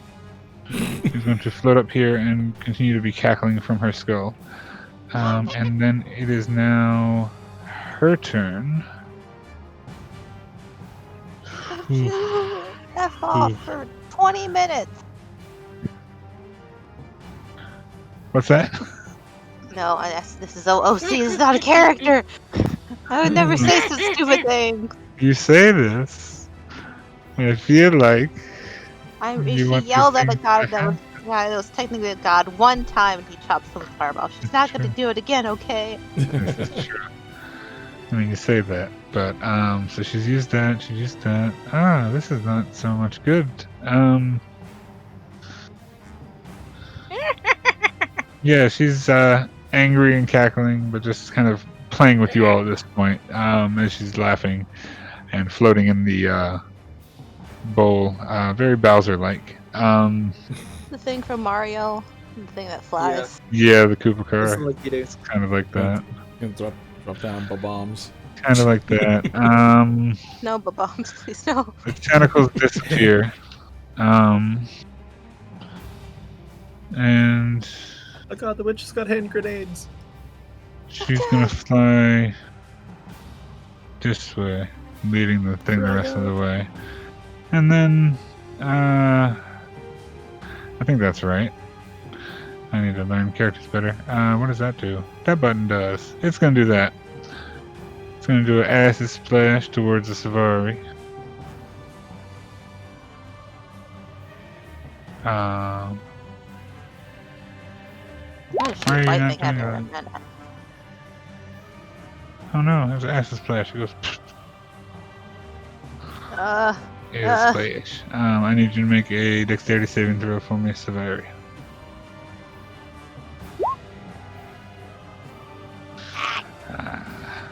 You take 15 points of acid damage. Past that. Thank goodness. Mm-hmm.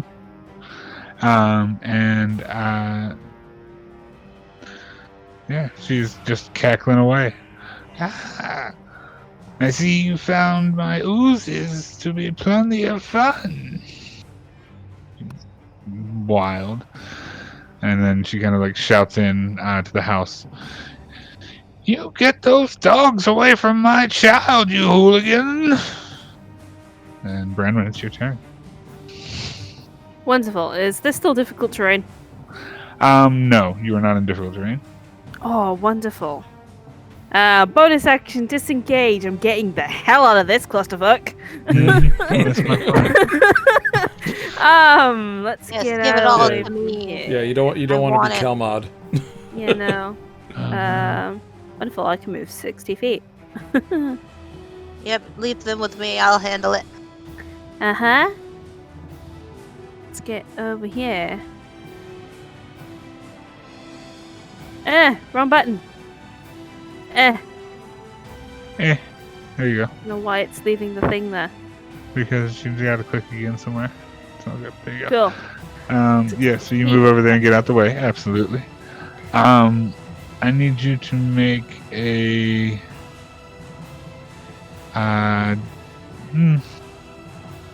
Make an acrobatics check for me, please. Sure.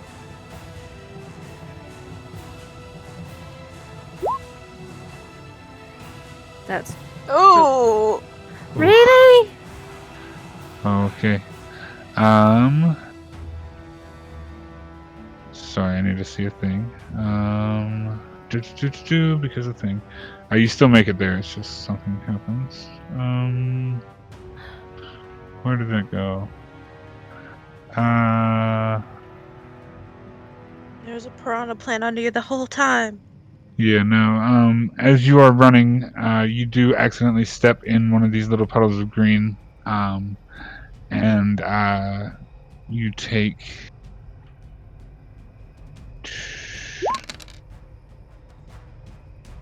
Uh, 6 points of acid damage.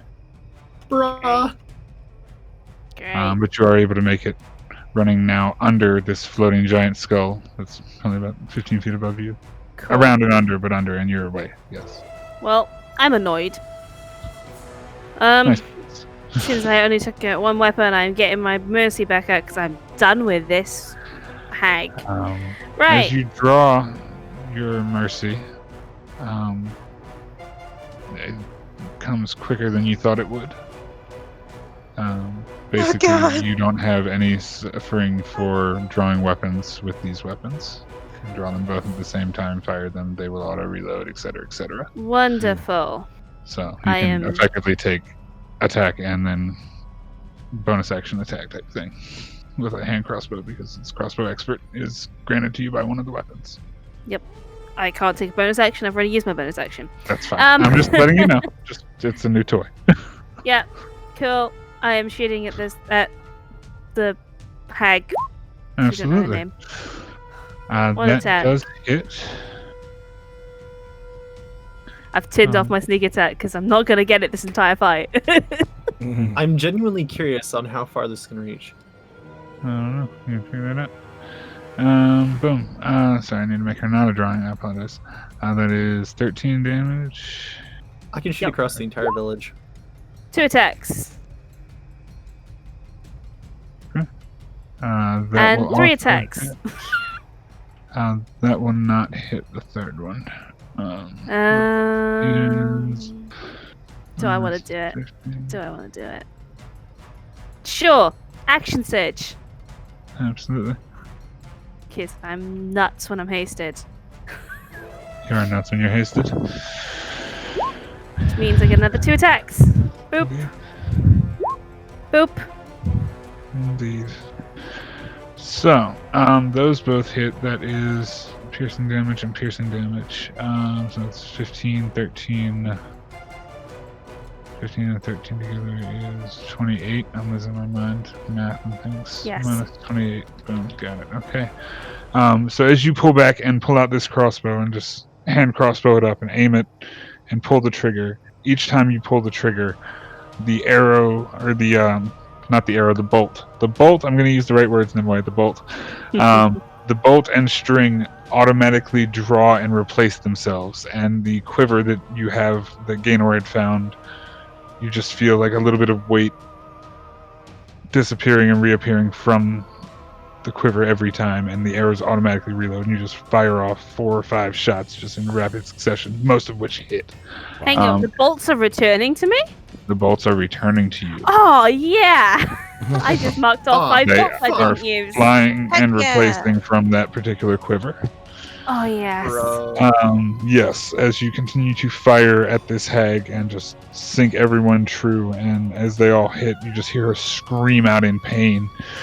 What are you? And now the voice has gotten angry and almost sadistic as she turns, and the entire skull turns toward you as it arcs down towards you and looks in your direction. Apparently, you are a nightmare. Trovik. That's me. That is you. What would you like to do? Alright, so kind of what the situation is on the hut here. Also, what do the hounds do? Do they act randomly or do they act on your command? I think they act on my command. Perfect. And what are you about the situation? As I am continuing to slam Hugh into the floor here, the hellhounds, there's dark yellow smoke billowing out of my body, and the hellhounds are going to attack the roots, I guess, or whatever of it. Of course. If you want to make their attacks first. Yeah, I would say all of this, based on everybody being in and around this thing, I feel like these are advantage attacks for this house. So make all your attacks with advantage, and you can reckless if you insist. Or anything you wish. Yeah, I mean, you might as well go for it if you got it. Okay. Because you have people around in and on the house, and you're attacking the roots with the dogs, and Savari's on the porch of the house, and you're. I'd say there's enough people around it that it counts as like a group attack with the dogs inside of it and doing things. Okay. I don't have like a thing for. I will deal with the dogs. Okay. I got them. Yeah. I got the dogs. You do you, and I will roll dog attacks. What does dogs do? Oh, they have fire breath. Oh, joy. 15-foot cone. So they are going to aim at the walls of the house from the interior. They're Because you're on still the attack that. they're on Oh, they're on the outside. exterior. I apologize. They're on the exterior. They're aim for the attacking roots. the roots. Yes, they're yeah. attacking the roots. You're right. Good call. Yeah, they're gonna use fire breath. Why not? Man, this is the house's worst nightmare. Oh This house god. is not having a good time. I can't House even needs make to a dex. 2 dex saving throws. Well, not with disadvantage, but needs to make dex saving throws. Dex saving throws for a How house. is a house making a dex save from something that's breathing fire inside of it? It's breathing fire outside of it and onto its roots. Outside, And that's yeah. a 13 Okay. and a 17. They're not And inside at the it moment. makes the save, but it Oh. fails. It makes both saves, but it takes half that damage. So I will roll a lot of d6s. God, so many d6s. 6 There's a lot. d6s? Jesus Christ. Roll 6 d6. And then roll 66 again. So that is 32 fire damage to the roots of this house tree abomination. Boom, okay. And, oh no, that is wrong. Undo that. What did I do? Got it. Okay, boom. We're good. My Right. baby! Yeah, the house is burning all the up. And yeah, there was a baby in a crib. But the roots are burning up. Trevik, you're still inside the house itself. What are you doing, my friend? Smash. Smash. Jesus, smash. Okay, roll the extra damage too, because it's house wood structure. Well, I calculate 70 and a lot. That's actually calculating it all now. That's a nice 30, and 8 is 38, and then Oh god! 38 plus It's gonna die today. 38 plus a lot. Jeez. Yeah, that's a lot. That's 72. Is that right? 72. No. 77. 77 points of damage. Yeah. Okay. Yeah, this house is not having a good time. And you can see now just like the bits of it that you are breaking off are just like the parts that are exposed now are growing teeth, but they're also just like shriveling at the same time, and the interior of the house almost seems to be warping a little bit. I've demolished a few tree houses in my day. Seemingly so. What else would you like to do? Another one. Another one. That hits. Same deal. 29. Roll your extra damage. Extra damage. Oh, it rolls Jesus. Divine Fury for you, so you don't have to roll it. Oh, well then I have to subtract because it rolls it for it. Yeah. Which means we're wrong, so that 8 didn't happen, so it doesn't matter. That's fine, I understand it. So that's minus 8 to that, plus 5 to that, and that's 13. Okay, got it. So that's 27, that's 14, is 35. Okay, yeah, it is still up. It is not a happy house. One more. Not a happy house. Not a happy house. And you can now see as the boards you've ripped up, there is just like something bright red glowing from beneath in the basement in the trunk of this tree in this area. Ooh, And that smack. does also hit. Boop-a-doop. That's 27. Minus 7 is a 20, so that does the damage. And then, yeah, that's a 50. God. So, as you take the axe one more time and swing into this tree, just in the interior of it, everything that is in here, all of the little bits of cutlery and things like that that were flying at you, just like drop and fall to the ground as the entire hut lurches, and the roots that the hut is standing on, and subsequently Savari and everything that's on the around of it. I need the hounds and Savari to make dexterity saving throws to avoid not falling, or acrobatics checks to avoid falling. You can make an acrobatics check, Savari, because you're raging. But the dogs need to make saving Okay. throws. And Trovik, if you could make a acrobatics check for me. as this hut basically lurches and drops about 10 feet straight down, as like the roots that were kind of holding it up and propping this thing up on the branches that it was just all collapse and fall flat downward. Savari, you make the save. Trovik, you take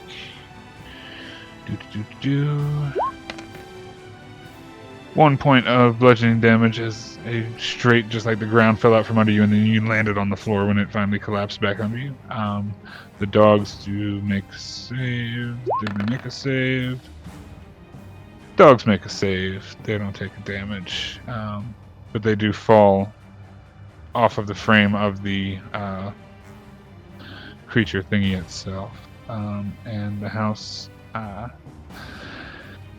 the glow continues to resonate from the floorboards, but the house is motionless. And you just hear a scream of like frustration and anger. It's like, the hell did you do to my house? Renovated. Anything else on your turn, Trovik? That is a killed enemy, by the way, so you can make that save, and you come back to reality. Yay! Whew. As you are now inside of this house with a dilapidated, messed up floorboard.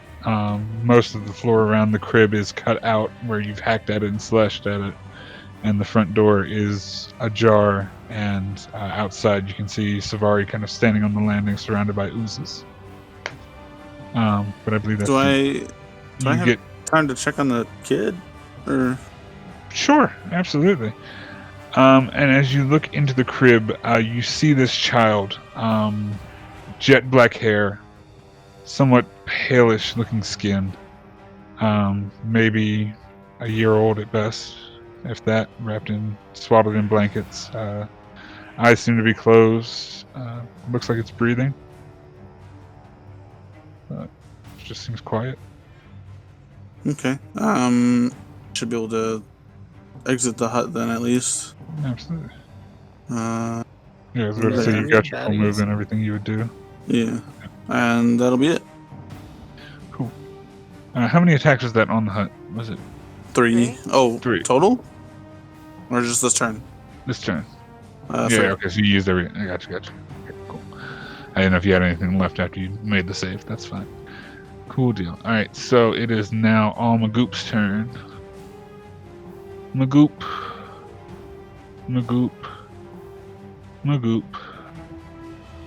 Someone's gonna attack Gaynor because it's gonna attack Gaynor. Oh, did we move the one guy who had the damn initiative? God damn it. There we go. The initiative's still gone. Oh well. We know what it was. It was somewhere in between Trovik and the other things. It was 18.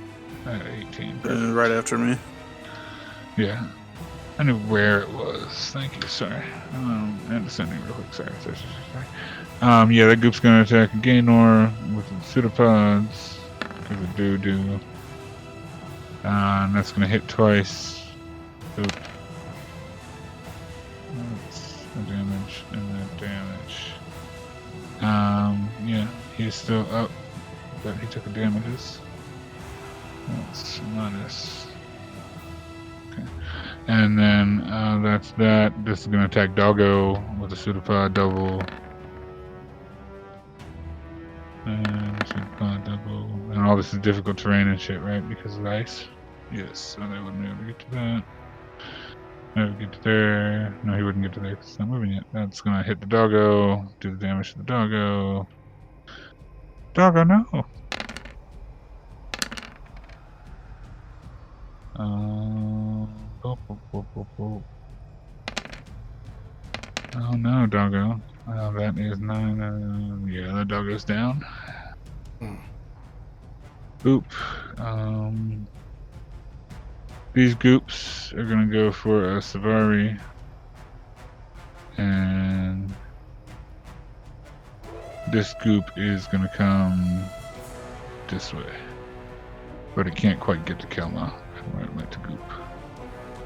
So 2 goops is gonna attack Savari and 1 goop's gonna attack this hound over here. Goop, goop, goop, goop. 1, 2, 3. So that's a 15 and a 23 on Savari, and then a 20 and a 19 on Savari, and a 27 and a 15 on the Hound. So, Savari, what's your AC?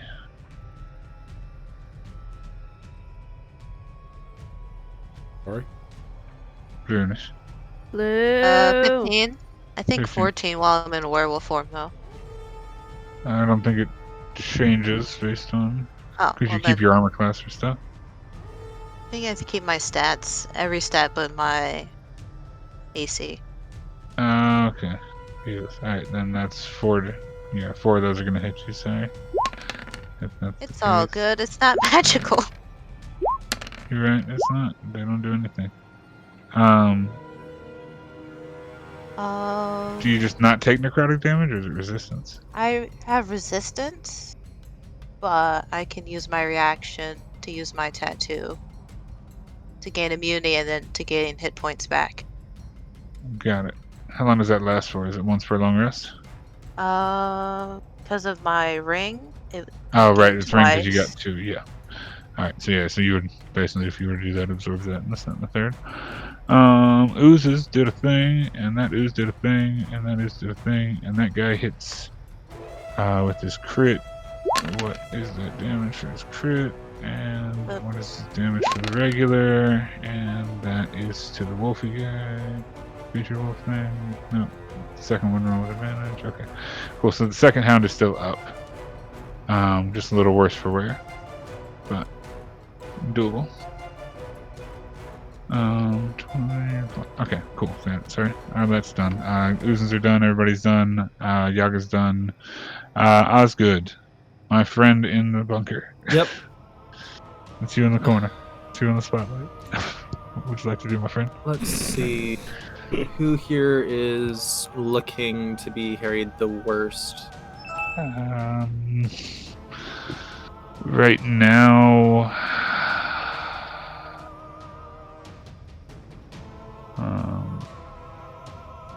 technically, hut doesn't exist. I mean, Savari's got a lot of stuff around her. Mari's got a lot of stuff on Also, her. just Trovik kind of like emerged from the hut, and you're not quite sure what that entails. And Kelma's got a goo coming toward him, and a frog hopping in his direction. If I can, like, wild random estimate, frog. how far has this hag been moving every turn? Anywhere between, you're not quite sure, maybe anywhere between 20 and 50 feet. At a distance you can't quite tell. She's So kind I of should estimate sporadically roughly, flying around rather than flying in straight lines. So like zigging so I should here and roughly zagging. estimate 60 feet. It's 50, 60 feet in that range. That's probably a good guess. I'm gonna snipe the hag Go for it. because my rifle ignores half and 3/4 cover, Perfect. Snipe the hag. or my pistol. So yeah, I'm gonna take 2 shots. One of them is at a -5 again the first because of the plus Okay. 10 damage. All right, roll that one. That's a Gonna 12 to miss. hit. Okay. Oh. Second one, -5 to hit. 21. That's 16. 21 to 16. 16 is going to miss. Oh fuck. Okay. In Sorry that about case, Yeah, as it glances off of the bone shell itself that she's sitting inside of. it does ignore half and 3/4 cover. If that changes anything. No, because her AC is what's high. Right. The shell would give her additional cover as well, but her AC clears that. Makes sense. The shell gives her, I think it's increased to half cover while she's flying, but Oh fuck. Right. Okay. So in but that the case, AC itself for her is like 18, I think. yeah. In that case, because 18, I've 19, just made 2 something like that. attacks on her, and I can see that she probably is going to know where I am. I am moving 30 feet and changing my post. Because sniper shit, whenever you make a visible sign that you've done something, you want to move. Gotcha. So Makes sense. All right, so you're moving. Are you doing anything else? 35. 35. Yeah. So I guess like over here. Fair enough. Make a stealth Alright. check for me. Okay. Okay, she would have seen where you shot from. Gaynor is going 15. to. Okay. As far as you know, she hasn't seen you. So.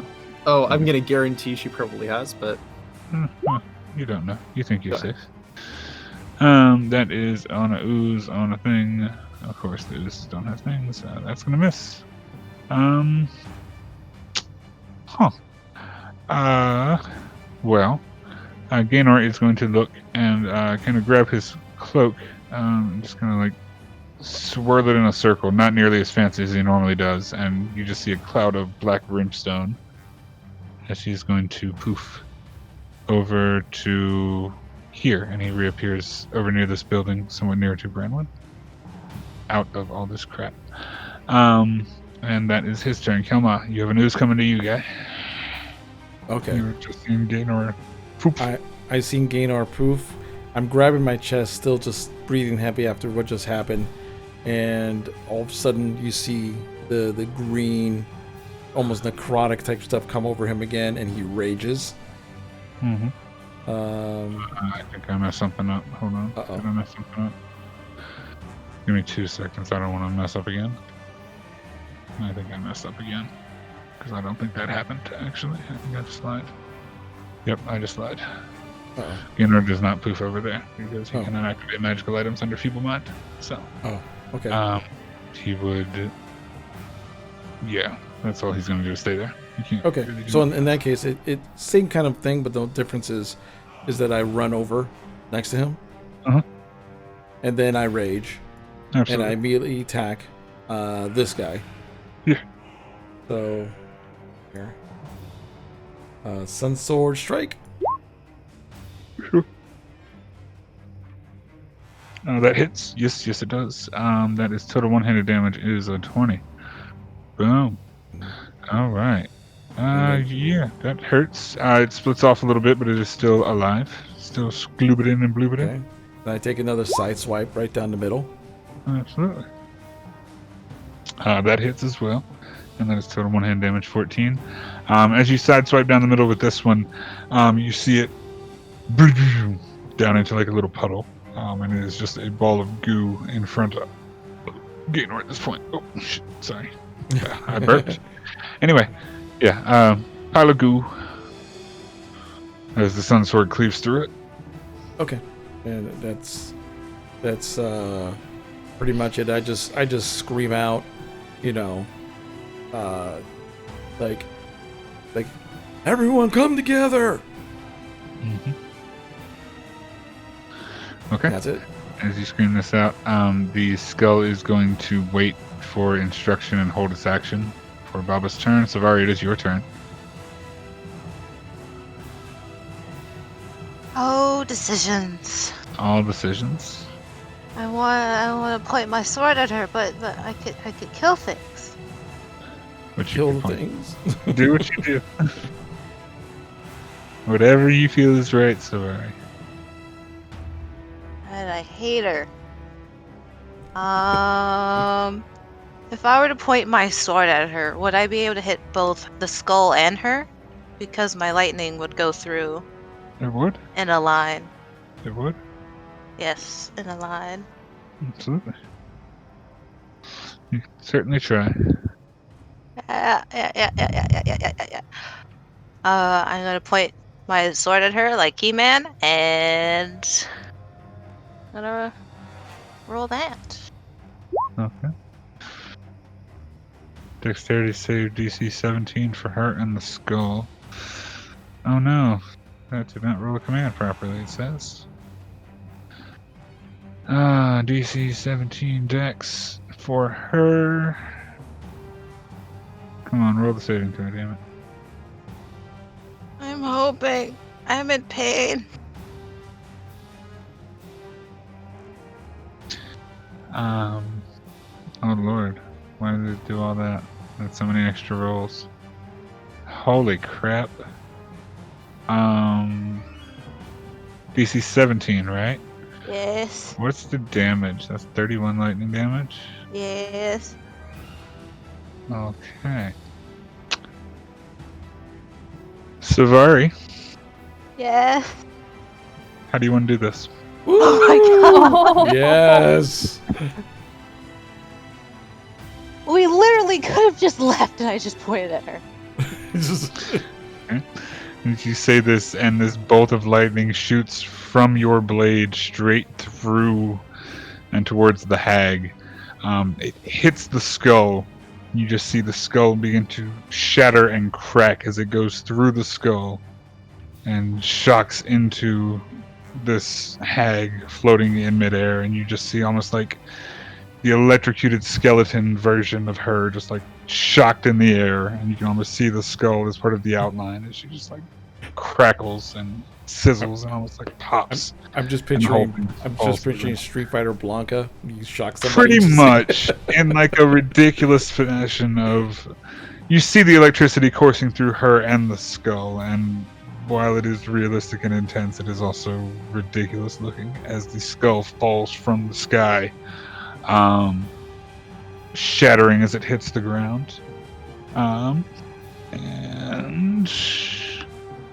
let's see a thing. Oh no, turn order, get out of the way.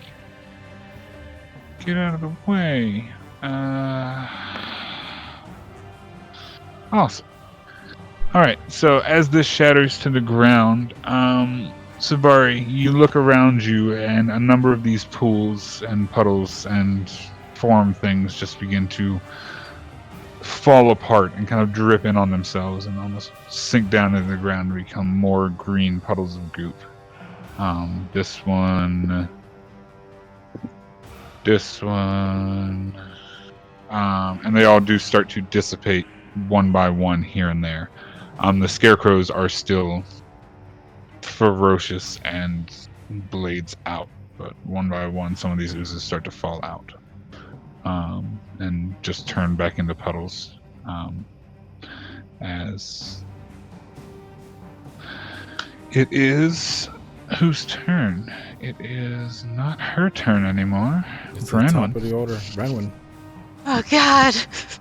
I mean, We could have just left. I'm serious. I think you guys can deal with the scarecrow, so I'm gonna come over here and see what she's got on here. Oh god. You guys can deal with skeletons. Not skeletons. Scarecrows. Typical rogue. I'm about to say the same thing. Typical rogue. Oh my goodness. Alright, so as you take your turn, I'd say it takes an entire turn to investigate her and her stuff and things. That you would find stuff on her. What would you find? Oh. That's a good question. I'll figure that out in a moment. Cool. But nothing related to this combat on her at the moment, or that would hinder anything. So I would say it takes your turn to search her while you find stuff, if that's cool. Yep. We're gonna move to Trovic. Trovic, you only have a couple oozes left around, and a Savari standing beside one ooze that's still like intact. The rest of them are pretty much falling apart, and you see a couple scarecrows outside. Or you're outside now on the patio, so you'd see a couple scarecrows. It's your turn, sir. Alright. And you More. have control of the hounds too. Yep, more yellow smoke. The hound's going after the scarecrow. Scarecrow, got you. He's gonna do a And, hellhound thing, and let's see if it recharges his fire breath. Did he recharge? No, he didn't recharge. So he's gonna bite. And I think that's pack tactics. Oh, sorry, the 14 would be the pack tactics. That is, there's a 14 hit. A 14 does hit.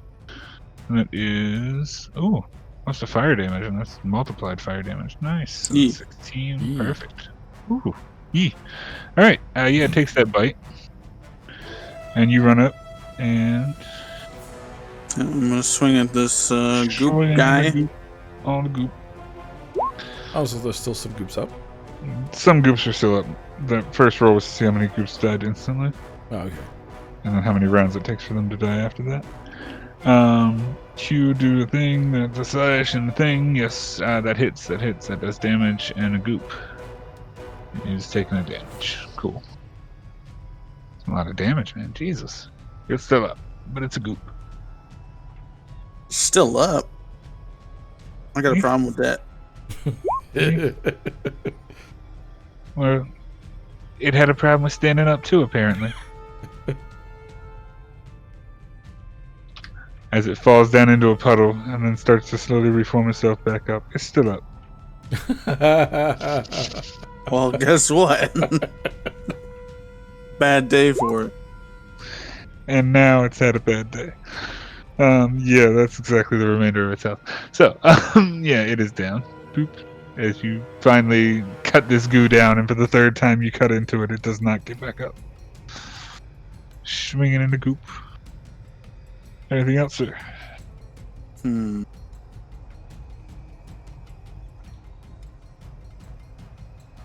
No. Alright, that's good. Oh boy. There's a scarecrow and a Looks like- nose in front of Kelma-ish, and that's about what you see. I'm gonna snipe the scarecrow. Cool. 2 shot. 1 at the -5 because I want to hit this fucking thing. Uh-huh. Ah. I need me my +4. That's 11 to hit. That does hit. Oh really? Yeah. Okay, 18 Scarecrow points AC of is damage. low, man. Second Scarecrow attack. AC is low. That's 18 -5? That hits. 13? So that's 18 and 13. 28, Okay. 29, 30, 31 points of damage. Cool.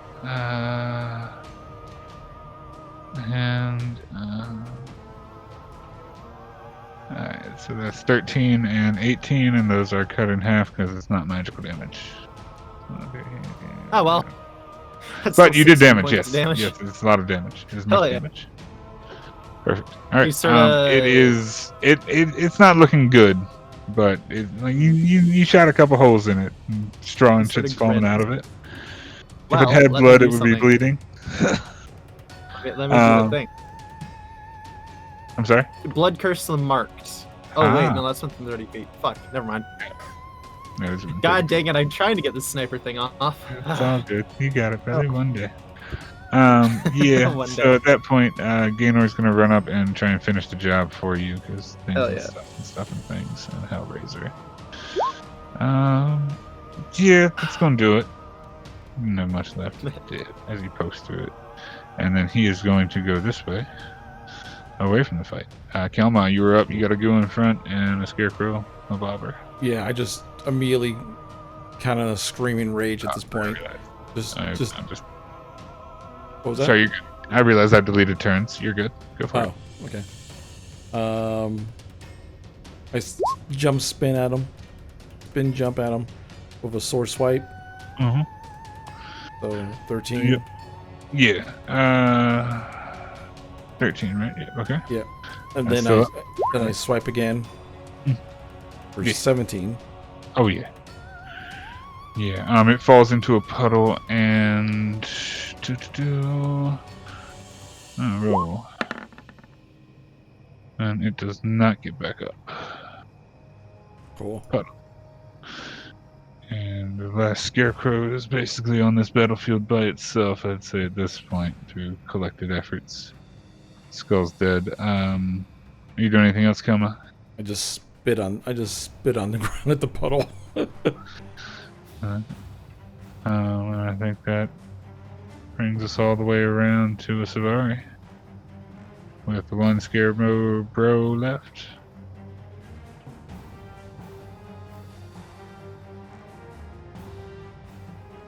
Savari, you're on mute. I kill it. I don't know if I actually will kill it, but I You kill can it. try to kill it. You don't have much left left. Does this you hit it. hellhound count as my ally? It does. Backpack it. Oh, Okay. cool. Perfect. You hit it. That is 20 damage. It had 18 health, so that one is dead. It's dead.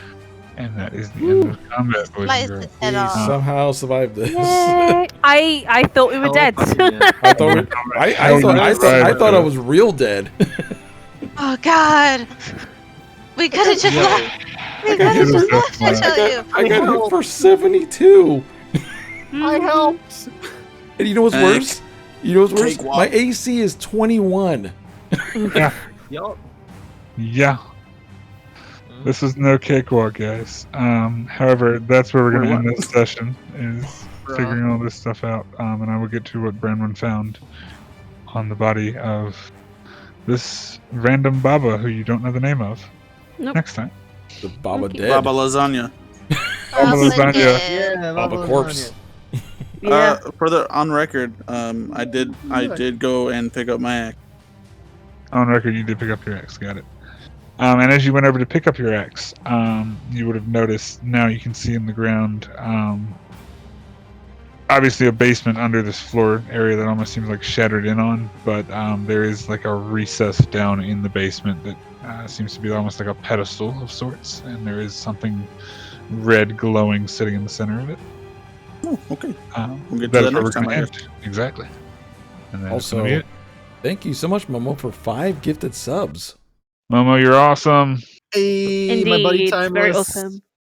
Let's That is fucking super go. cool. Yes. That is sweet. Yeah, because that was definitely a boss. That was definitely a boss fight. All because Trovik couldn't sleep. All Yeah. because It's all your fault. Let's all remember this all started because Trovik didn't got this is all disturbed. because Trevor didn't sleep. You could have avoided this entire thing. She was It being a rude she was neighbor, okay? shifting like a cat. That's all it Yes. was. We doing. were on her property without her consent. We didn't know. All you We were had to do, trespassing. all you had to do was not.